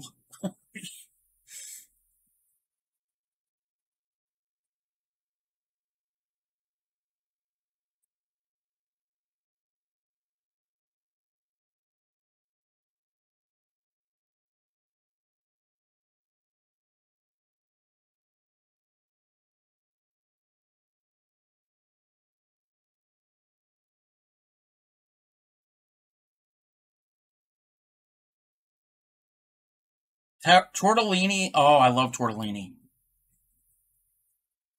You know, well, it is kind of technically it's pasta. It's pasta-ish. And my friend, we were talking about Ohio and Texas and all, and my friend in Texas, it's originally from Ohio, he had there's some type of grocery store or whatever. I guess it's like a warehouse type thing. I don't know what. And he was looking at their sale paper that just opened, the store location open near him, and he went to go there and see what they had.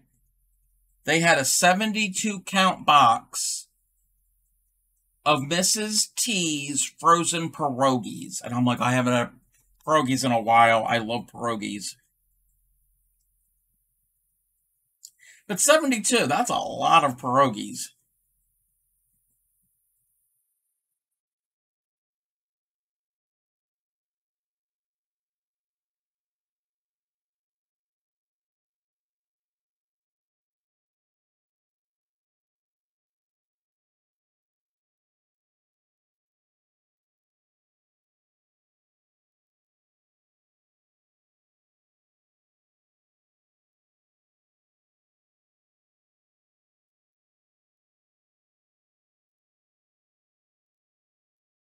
Talking about food right here before I gotta clean my kitchen is straight up not fair. I'm sorry. I'm sorry.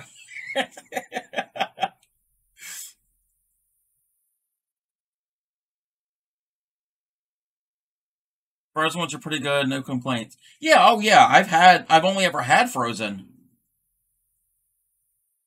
I've never had fresh, real, homemade pierogies before. And I've had Mrs. T's.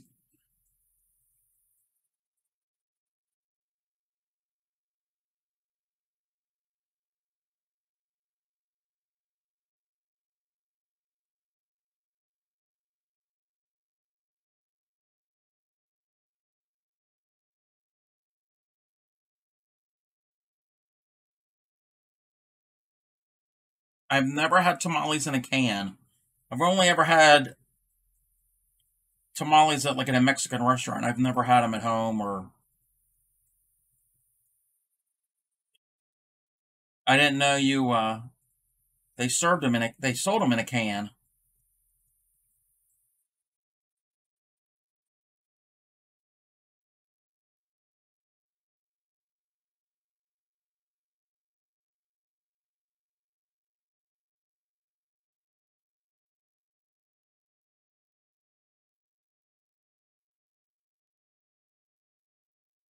Or Mexican brand. Okay. Um, hmm.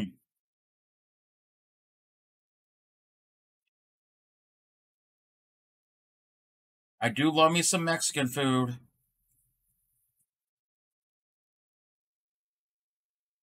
Or Tex-Mex. Most Mexican food here in the U.S. is Tex-Mex.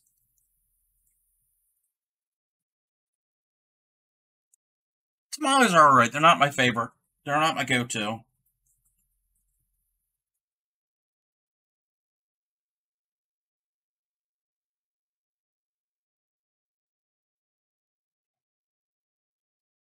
Fibers are itching my nose.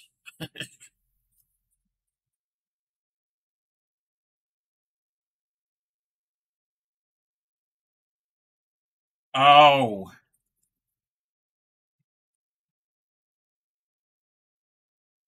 She hasn't made it in a while, Nora Fairy. But Grammy makes a pretty good chili rellenos casserole. She's done the stuffed ones and all, but that can be a pain sometimes trying to get them stuffed, and she's done it into a casserole and it's really good.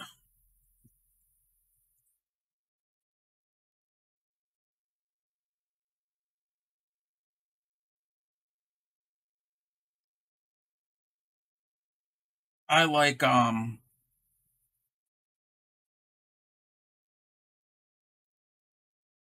pork carnitas. That's good. I like Spanish rice. I like most tacos and enchiladas. I even like fish tacos, like crab and fish tacos. Oh, and fresh homemade pico de gallo. Oh my god. Oh, sorry. Lady 1241 is probably not happy that we're all talking about food.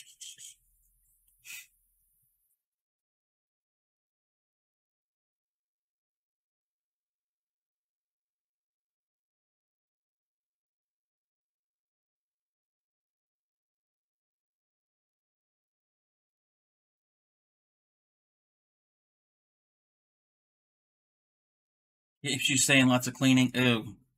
Cleaning's never fun.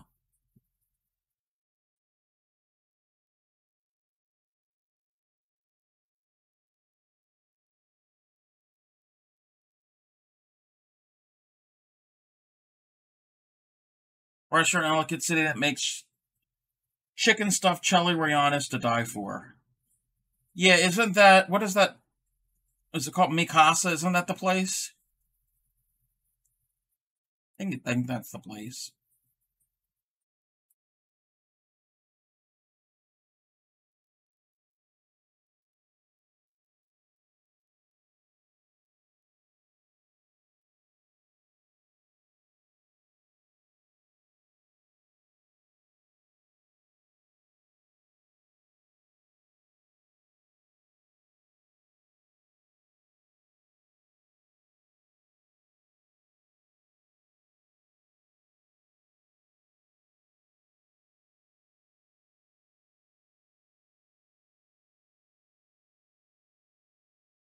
I also like crispy, you know, I can bash on some queso, white queso, not any of that yellow cheese knockoff queso. The real white cheese queso. Yum. I want to learn how to make some. That's actually somewhat easy to make, I think. I mean, I've never made it. It's just a couple ingredients. You need to get queso blanco or queso fresca. It's one of the two. It's whatever the cheese they use. And then, isn't it just like salsa of some sort?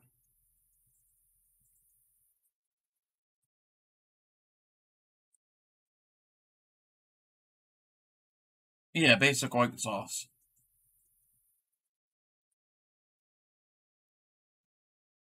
Oh, and I can make some mean guacamole.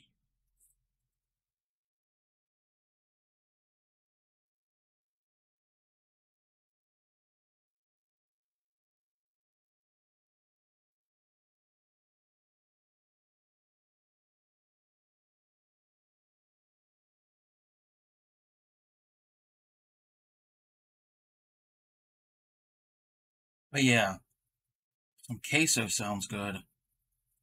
And I agree with you. The real stuff.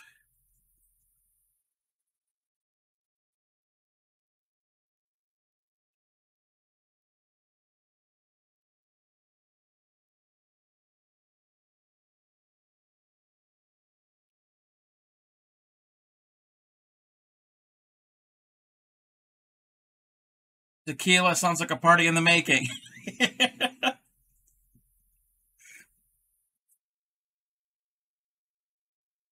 You hate avocado? Oh, I love avocado. I will sit there and eat avocado right. I'll cut it open, take the pit out, and with a spoon just scrape it right out of the peel. Love it.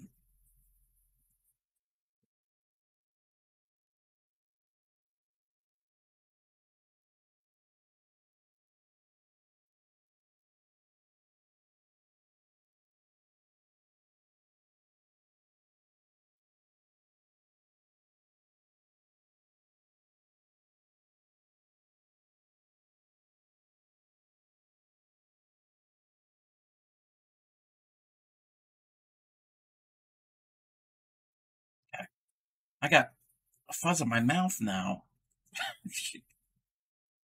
You're my people. Avocados are disgusting. No, they're not.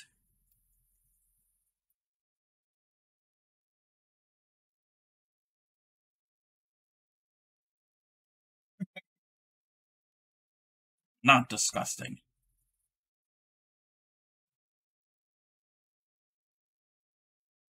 But Grammy loves cilantro, and I hate cilantro. So you can't do it. I can't with any of you people.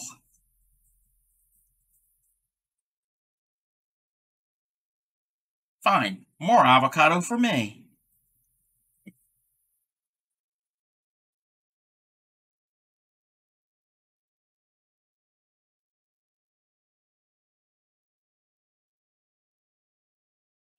Okay. twisted the yarn too many times. My hook wants to do a triple, but I want to do a double. No, you can't do a triple. Yes, I'm talking to my crochet hook. I think I've been crocheting too long and I might need to put the hook down.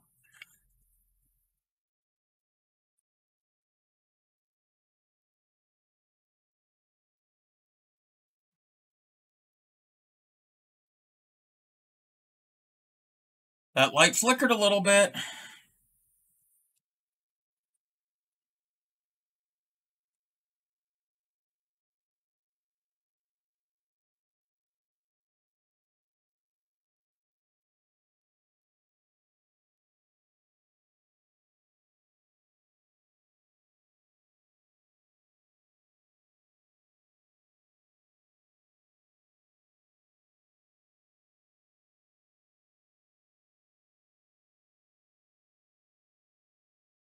And I don't know if I said it,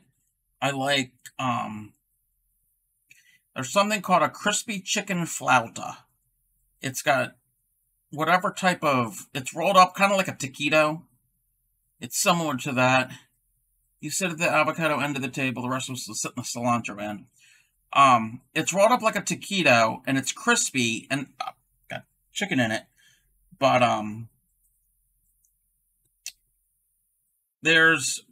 it's a chain, and I don't know if it's nationwide. It's Chevy's Tex-Mex. It's not a chain where, like, every town has one. Not like a Olive Garden type of chain. And they've got these, crispy chicken flautas that are really good, and it's served with a jalapeno pineapple jelly. Oh, that's so good. Okay, later, lady. Catch you later. Glad that you could stop by. Happy cleaning.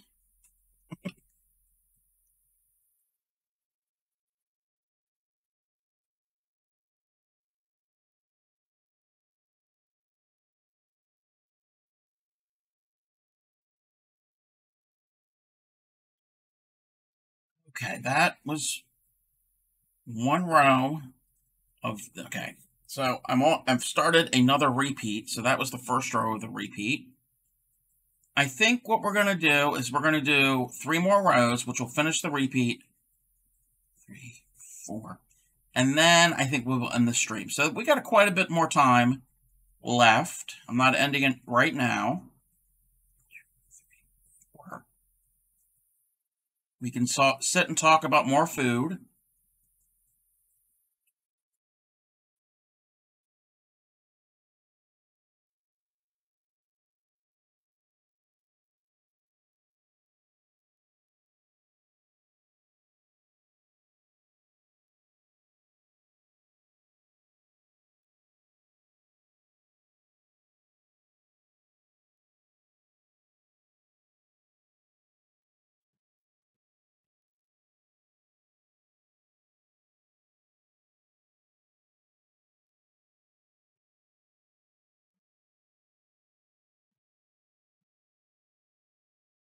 Lay out the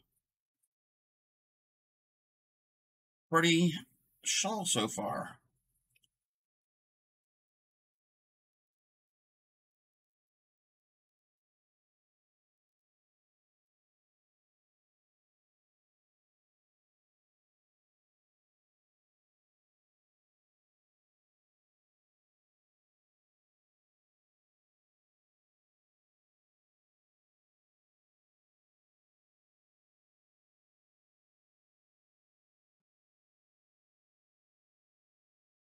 Like I said, we'll finish this repeat, or if I lose connection. Either way.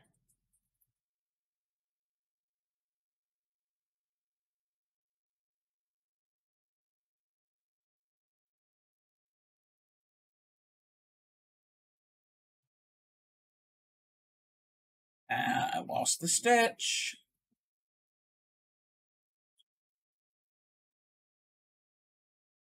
And again, I hope you all can tune in for Granny Week. Not this coming week, but the following week is Granny Week. A lot of cool, fun things planned for that week.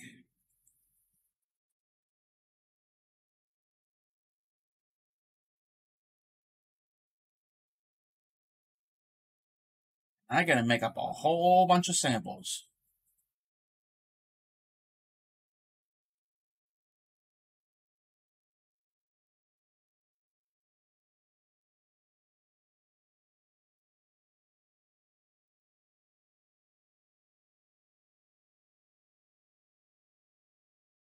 Oh, we're halfway done this row.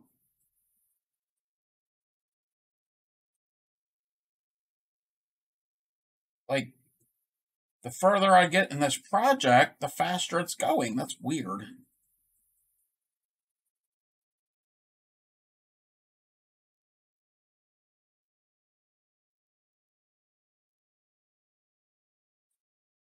Gotta turn it because I'm turning the corner here.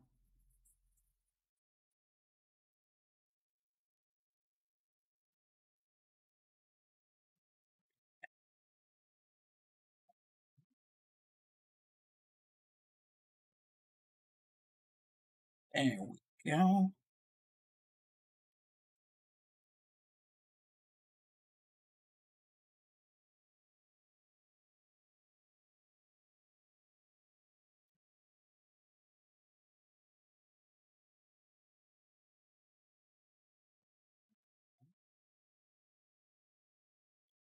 Third. So, Nora Fairy, what? Are we battling angels or whatever again? Undead angels or some type of whatever.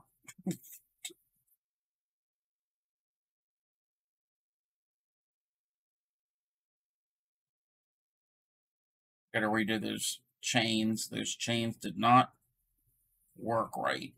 They were not doing it.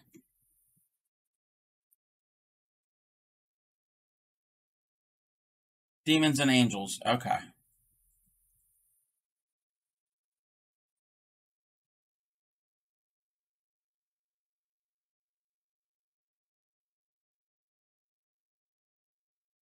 Keep battling them.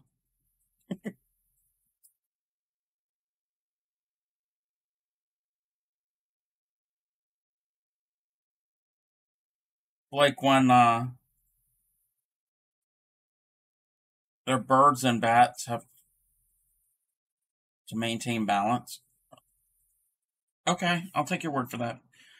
When my friend, his name is Daniel. You know what else I love? A good deli sandwich, turkey, spinach, mayo, tomatoes, some pepper jack cheese, roast beef. Yes, you could have the roast beef, but oh yes. Or what's even good is like a turkey club. Could go for a turkey club. Um,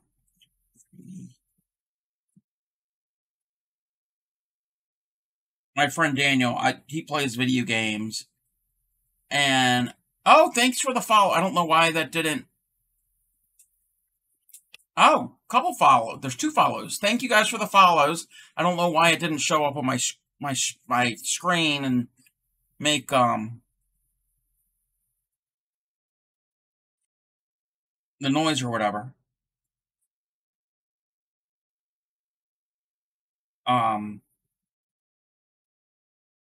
What was I saying? Oh, my friend, when he streams, I don't know what he's doing, but I'm always telling him he's doing. Oh, don't say Jimmy John's. No, I'm always saying he's playing the game wrong, but he's going into detail and doing this and doing that, and I'm like, I don't know what you're doing with these video games.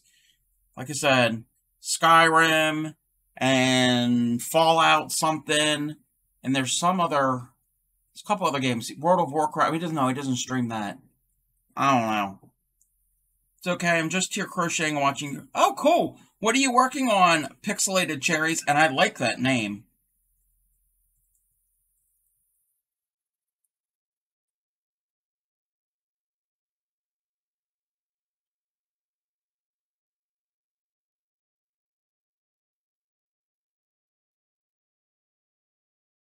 Jimmy John's is disgusting? Oh, I like Jimmy John's. Subway's okay, yeah. Good deli market. Or deli place. Yeah, local places are good. Hi, Aramari. Little crochet here. Beautiful project you're working on. Oh, thank you. We all had to start somewhere. Yeah, keep it up. If you need any tip, and this goes for anybody, beginners, intermediate, veteran crocheters, working on a headscarf, just finished some flower coasters. Nice.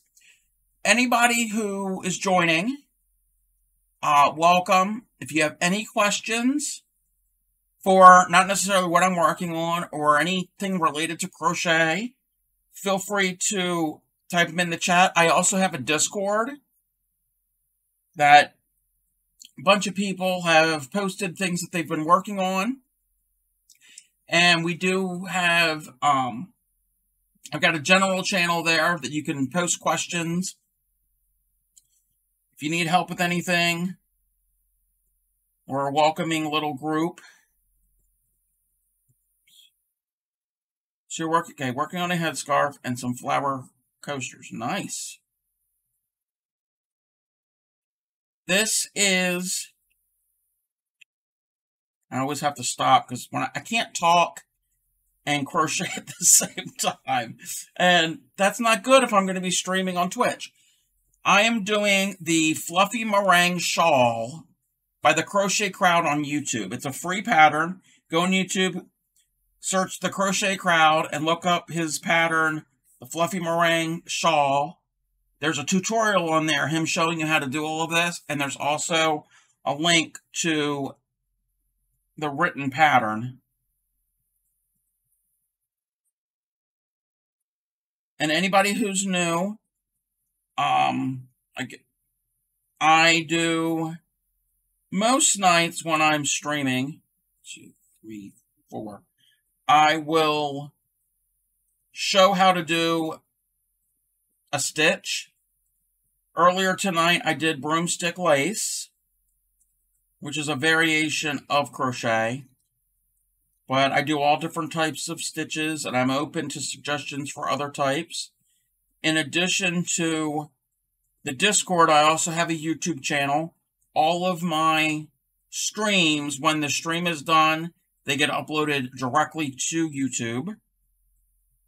So you can see past streams. And this is the third shawl of this pattern that I've done. The other two I did in a different colorway.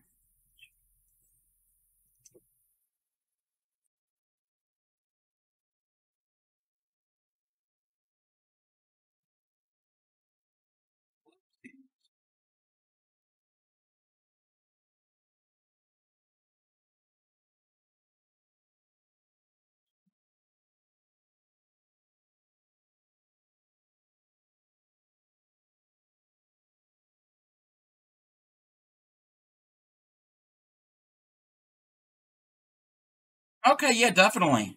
I do other things.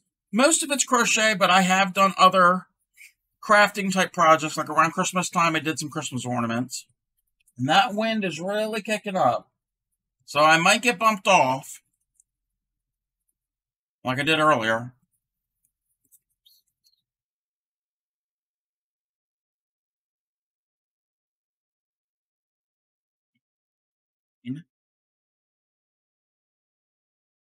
And the link for the YouTube should be here in the, I think it's in the About section of my channel here. Yeah.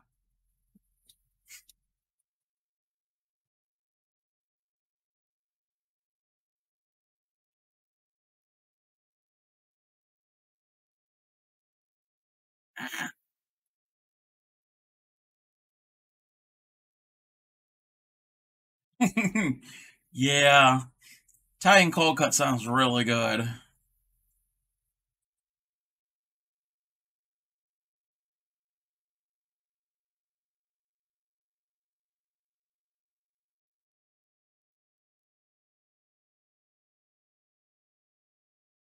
And Grammy had mentioned to North Ferry about Maria D's. Maria D's is a local sub shop that is like my all-time favorite. But I live far enough that they don't deliver here,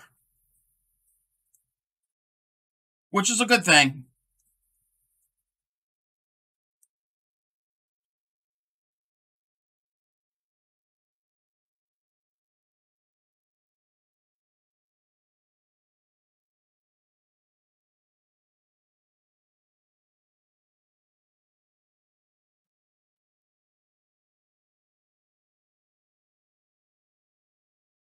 Question: what do you do with your finished projects? Do you gift them, donate them, or something else? I've gifted them before. I've never donated. I have sold some things. Other things that I've made for myself. Hold on a second. Okay. On Sundays, on Sundays, I'm doing a year-long temperature blanket project for myself. This one here, this project is for a friend. She's also a moderator here in the stream. She's not here tonight, but she is a moderator here on the channel. She knows about this. She picked out the yarn. 6, I gotta count. 7, 8, and... But yeah, I've done everything except I've never donated, which I should do that. I've got a lot of scrap yarns that I could make like hats or whatever and donate them to a charity. Wait a minute. Wait. Hold up.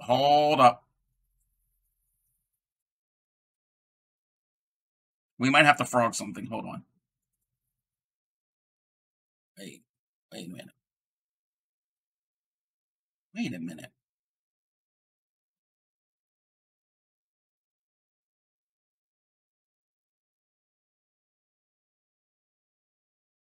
Oh no, I gotta frog 3 rows. Because I messed up 3 rows, but that... Wait, whoa, no, whoa, hold up. Wait a minute. Why is that?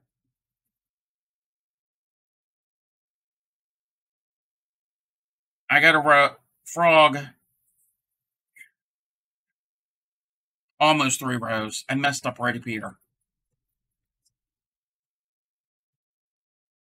So if anybody wants to do the ribbit command... Why didn't that work? Oh, I think it didn't work because I had to restart my stream, and I didn't restart them in a certain order. So I don't think the commands are going to work. That's because we had a slight power loss. So that's probably why when people followed me, I didn't get the notification. Well, this is what we're going to do. We're going to frog this to where I had the mistake, and then once we get there, I will finish that part of the... Actually, let me... Where's it at? Is it here? It's here. I need to put a stitch marker here. So that's where I got to stop the frogging. I was doing so good tonight. I was doing way good. I know that's not proper English, but I was doing... Gonna make a bunch of octopus and take them to Austin's hospital that my daughter was born at. She was born in the NICU for 72 days. Wow. Sometimes people donate crochet items with tentacles so the babies will grab the tentacles instead of their wires. Oh, wow. Yeah. Never thought of that. My daughter used to grab the wires when she was in. I'm just wanting to give back. That's great. That's a really good idea.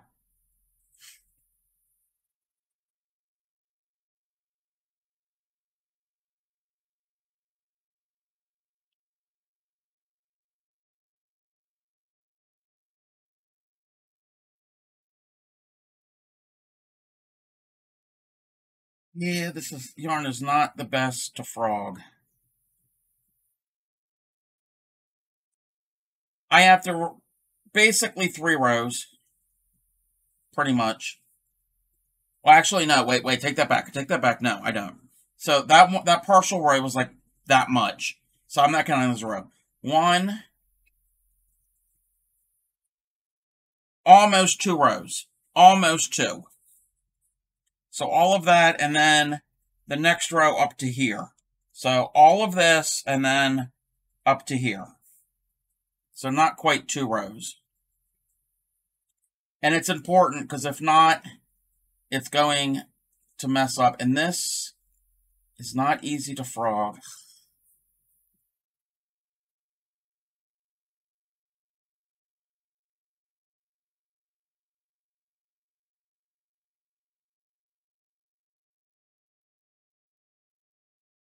This might take longer to frog, so I might have to end up doing this off stream.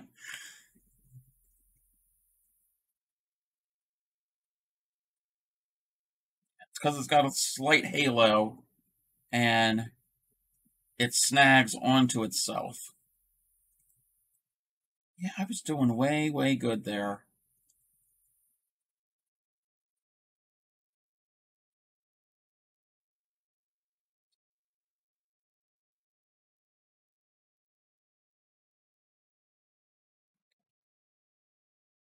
I can't just pull it.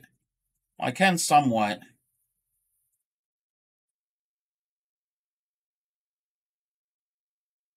It catches on itself.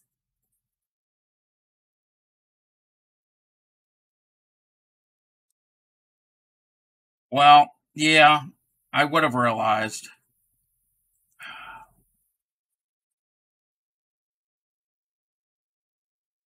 Surprised it didn't catch it the row prior when I was putting this row in. But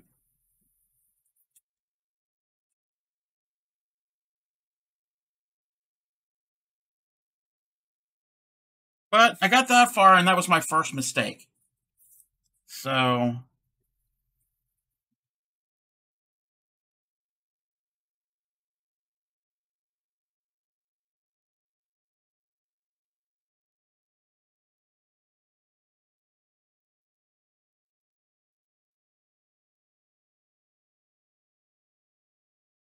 and I wouldn't be upset if it was like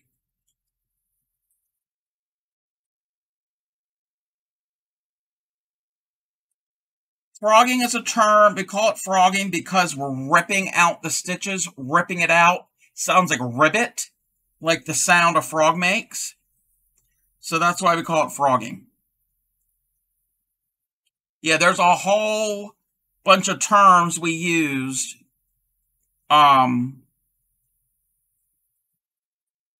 No. Even after she mentioned Alfredo, I was still doing good. Because I got like two repeats done when she was talking about Alfredo. It was this third repeat.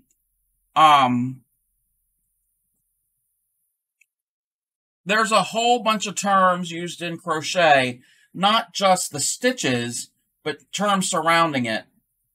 And frogging is one of them. So it's like a play on words almost. Oh, no problem. You're welcome.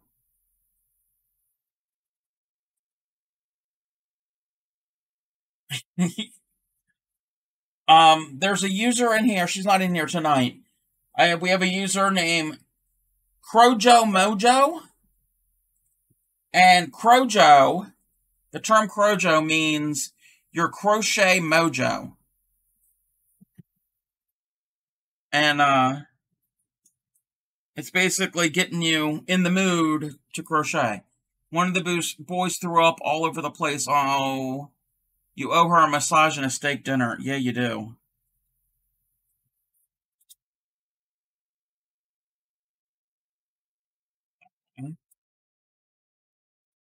Okay, this part's actually ripping out easy.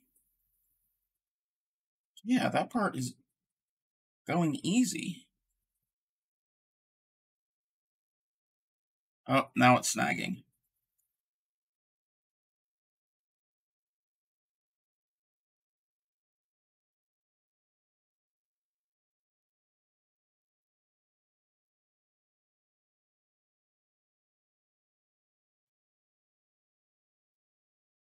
Come on.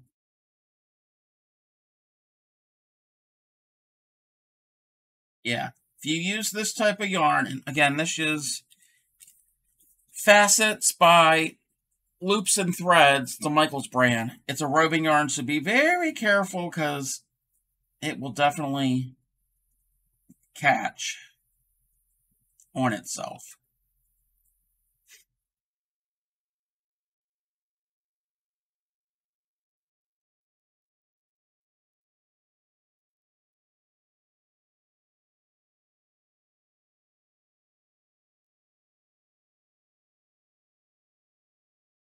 There we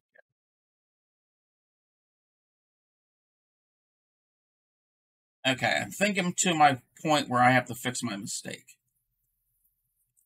Spent like $70 on yarn the other day. I love it, but hate it at the same time. Yeah. What type of yarn did you get? Like what fiber content?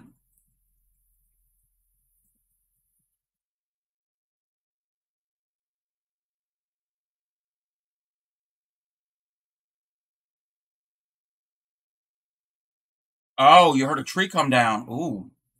Regular acrylic. Gotcha.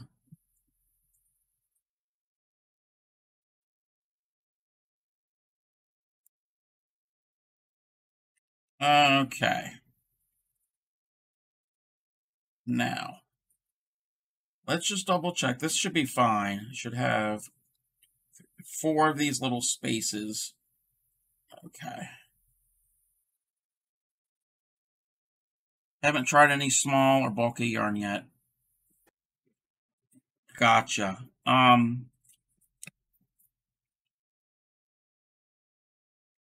What I would recommend if you wanted to try a thinner one, find a yarn that's thinner, but it's still a 4, like this. This looks like it's real thin. This is technically a 4, but I personally would consider this a size 3. Try, not necessarily this, because again, this is a roving, and this, like I said, it catches. But try one that's a little bit thinner, or even try a size 3.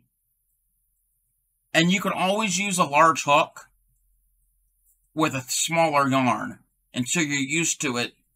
If you feel intimidated about the smaller stitches, you could still use a larger one just to get a feel of the yarn, and then always go down a hook in the future. And just practice with it.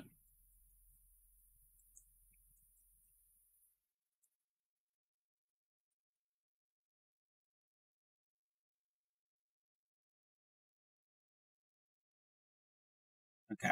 We're going to change our game plan. I'm not going to finish this whole repeat on stream tonight.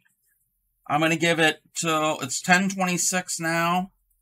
When we get to about 10:45, that's when I think we're going to end the stream.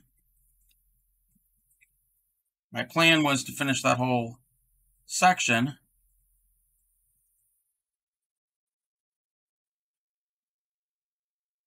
But obviously, I messed up.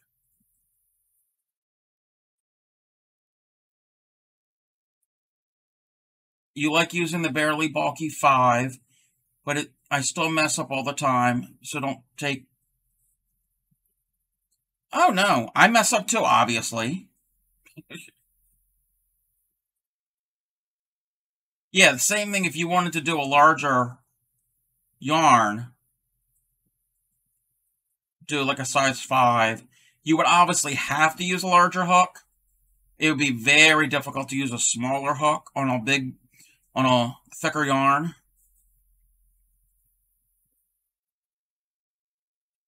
But a bulky yarn will work up a lot quicker.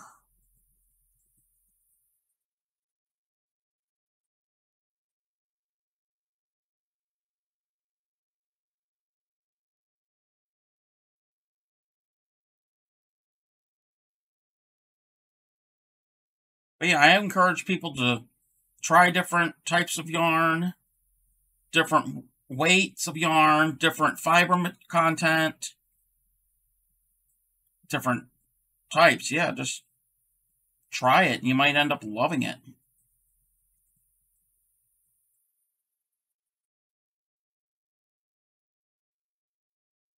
mean, there's nothing wrong with good old acrylic.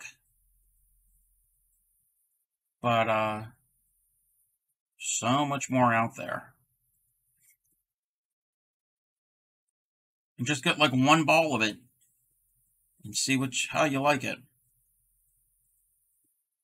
Also, shop when there's sales. Shop clearance.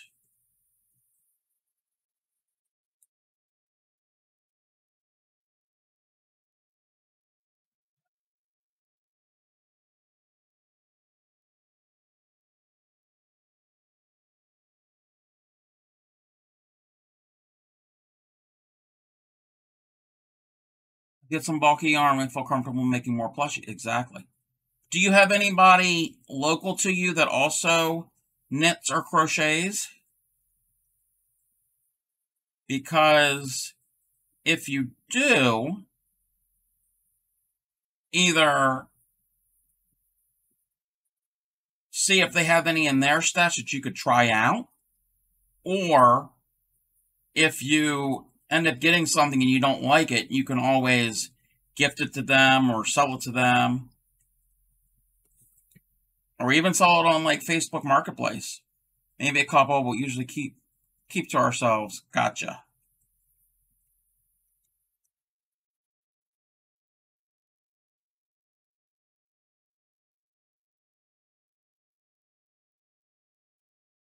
Or if you do other types of crafts, depending on the yarn, if you do other types of crafts, you can use it in other ways besides just crochet.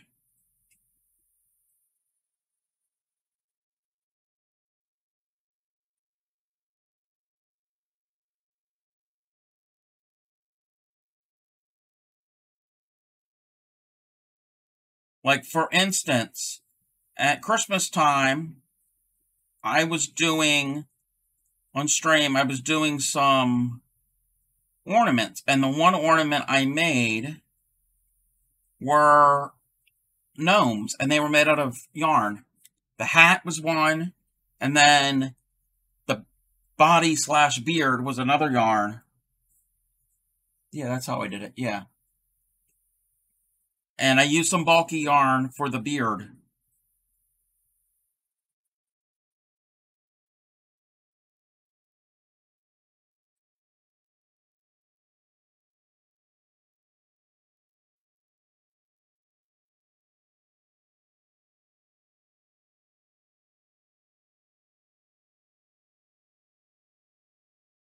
Okay, I think this row is good.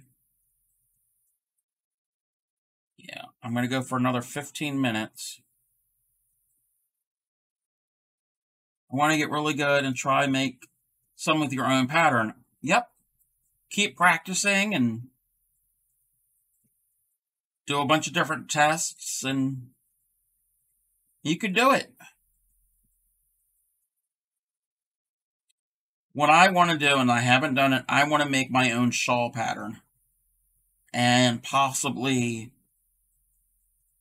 mainly, so I can test my pattern making skills, or design skills, I should say, and show in detail and teach how to do it here on stream. So I won't have to worry about getting permission from somebody who wrote a pattern. I'll be the one to write it. Okay, I got to do that stitch all over again.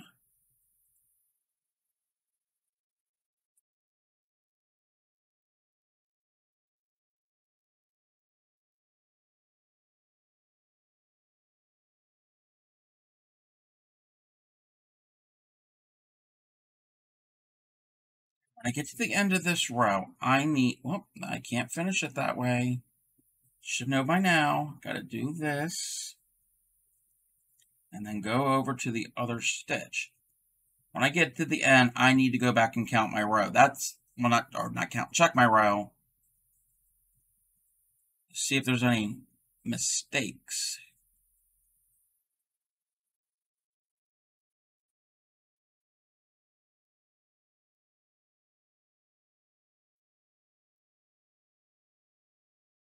almost there.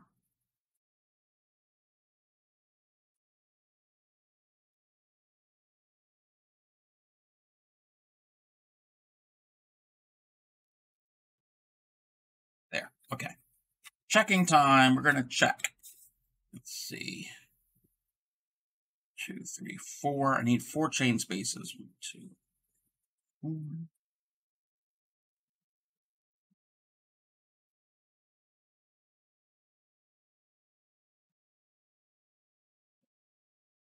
The middle. 1, 2, 4. 4.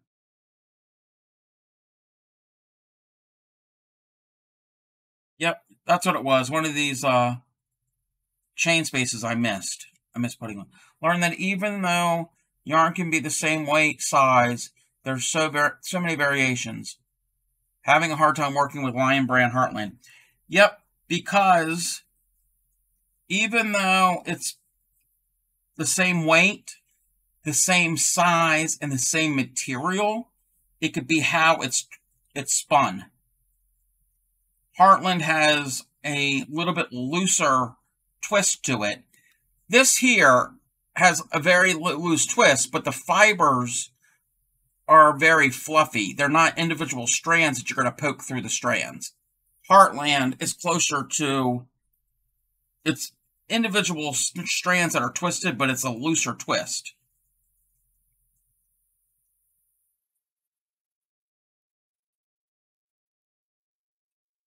You kind of almost have to inspect the actual yarn, not just look at it and feel it and read the label. Really look at the structure of the strand.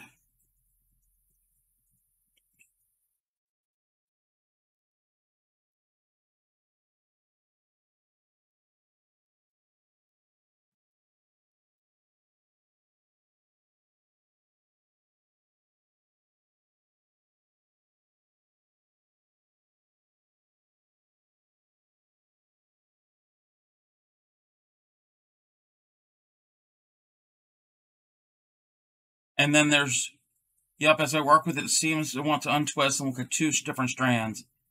Yep, that can be a challenge. And then there's some yarns that are 2 ply, or 3, 4, 5. They've even up to like 8 or 9 ply. I think the largest I've seen is 8. I don't know if I've seen 9 or 10.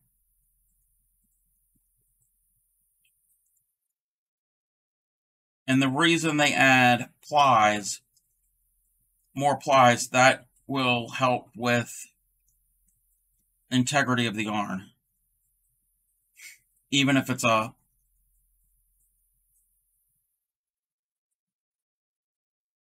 low twist. That's why it's now the timeout chair.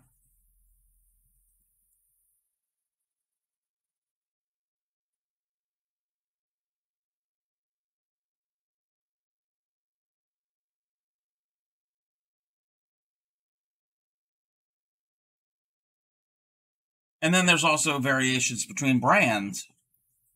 It could be a comparable yarn, and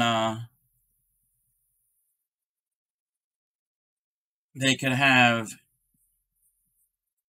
different structures, even though they look almost identical and they're comparable. It's how the process is that when they go to make it. There's a lot that goes into it.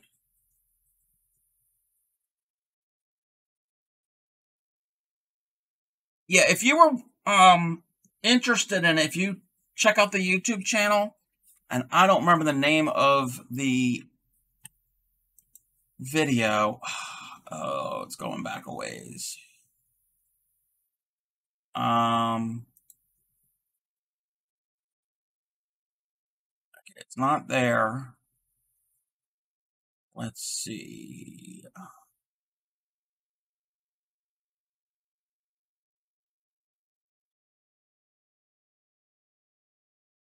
I'm looking up something real quick.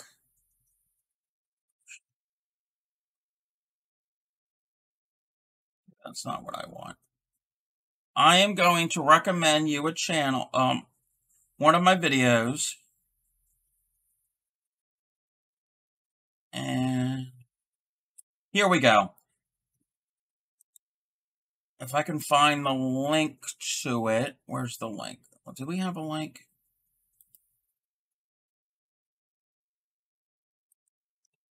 This is one of my previous streams. It is almost 2 hours long, but I did this, I don't know, whenever I uploaded it. If you click on that on my YouTube video, and it's also on my channel, it's called Crochet Lesson All About Yarn 101. I talk about weights, yarn weights, and fiber content, and how to read a yarn label, what all of that information means, and all that good stuff. So it's kind of like a basic intro just to yarn, not necessarily the stitches, and why we use certain materials and certain weights for certain things. We're working with Red Heart Roll With It Sparkles. It's not splitting, but very thin for a 4. The metallic strand just feels weird. Yeah, anytime you have that, what do they call it, Stellina? That's one of them. They have different name brand fibers for the metallic. It does have a weird texture to it, because it's slightly scratchy. But like I said, if you watch that video... Oh, no problem. I go into detail about the basics of yarn.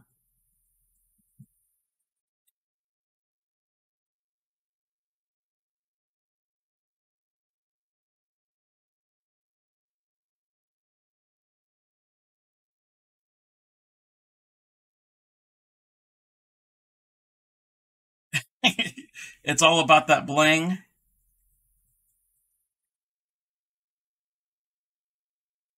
I've never used Red Heart Roll With It.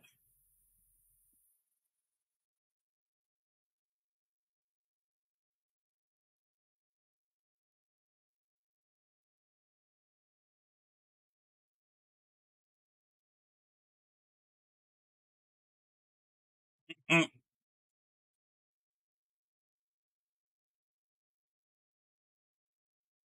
Okay, I'm halfway done here.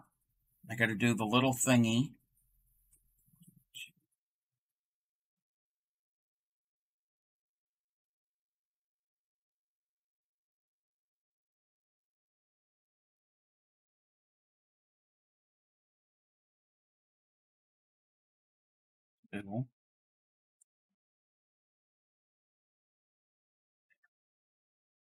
Ow.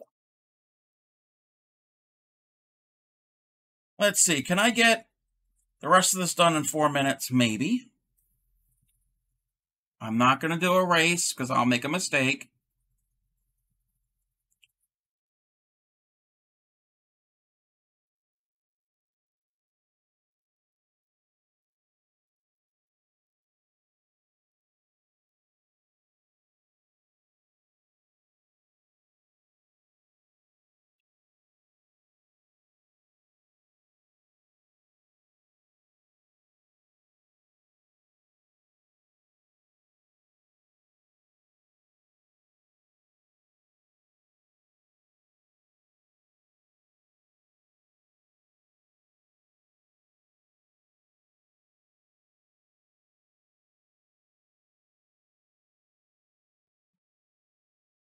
Okay.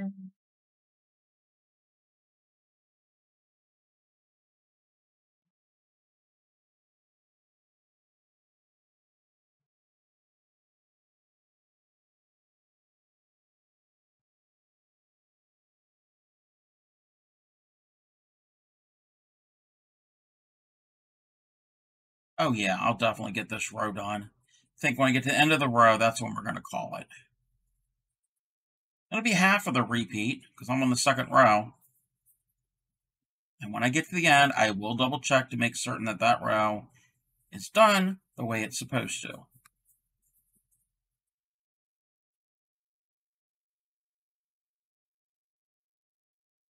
and do the last chain of that section.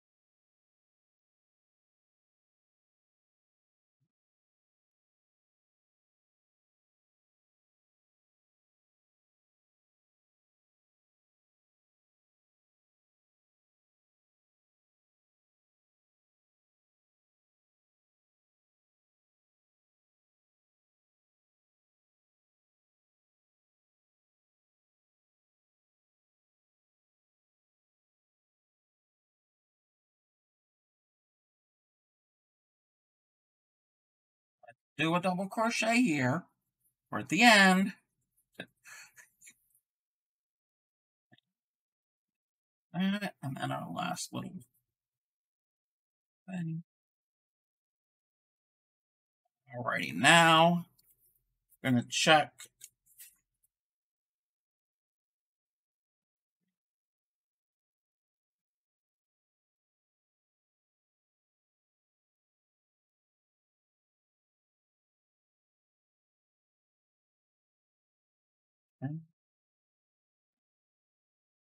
Gonna go. Thank you for the stream, even with the bad weather. See you next time. Okay. Before you, I'm getting ready to go myself. Tune in tomorrow. I'm doing the temperature blanket. So I've got basically all the way up through last week done. Yeah, I have all up to last week. Well, I'm going to do this past week. So I will be on tomorrow night, same time. You have a good day. Good evening, Sophie. Glad you could stop on in and chit-chat about food, making me hungry, even though I already ate. All right, so we're going to put we're good with the stitches here. We're going to put our stitch marker in, and we're going to stop for the evening for that. So I've got 1, 2, 3, 4, 5, 6.5 repeats. I think she said she wanted it to be bigger. So I think we're going to do about 17 on this, and I'm most of the way done one ball. So, alrighty, we're going to switch gears. That over there. Okay, thank you everybody, even though we had an issue with technical issues, weather related, but nothing we can control. Again, I will be on tomorrow night at 8 o'clock Eastern, usual, for Temperature Blanket. Join the Discord and check out the YouTube channel. All of my streams are uploaded to YouTube after I stream. And also keep in mind the week starting Monday, April 10th, I will be doing Granny Week, second installation. We're streaming every night that week, so you're going to get extra streams. There's going to be lots of cool, interesting patterns and some other things that are going to show up on stream. So everybody have a good evening, and I will chat with you all later. Happy crafting!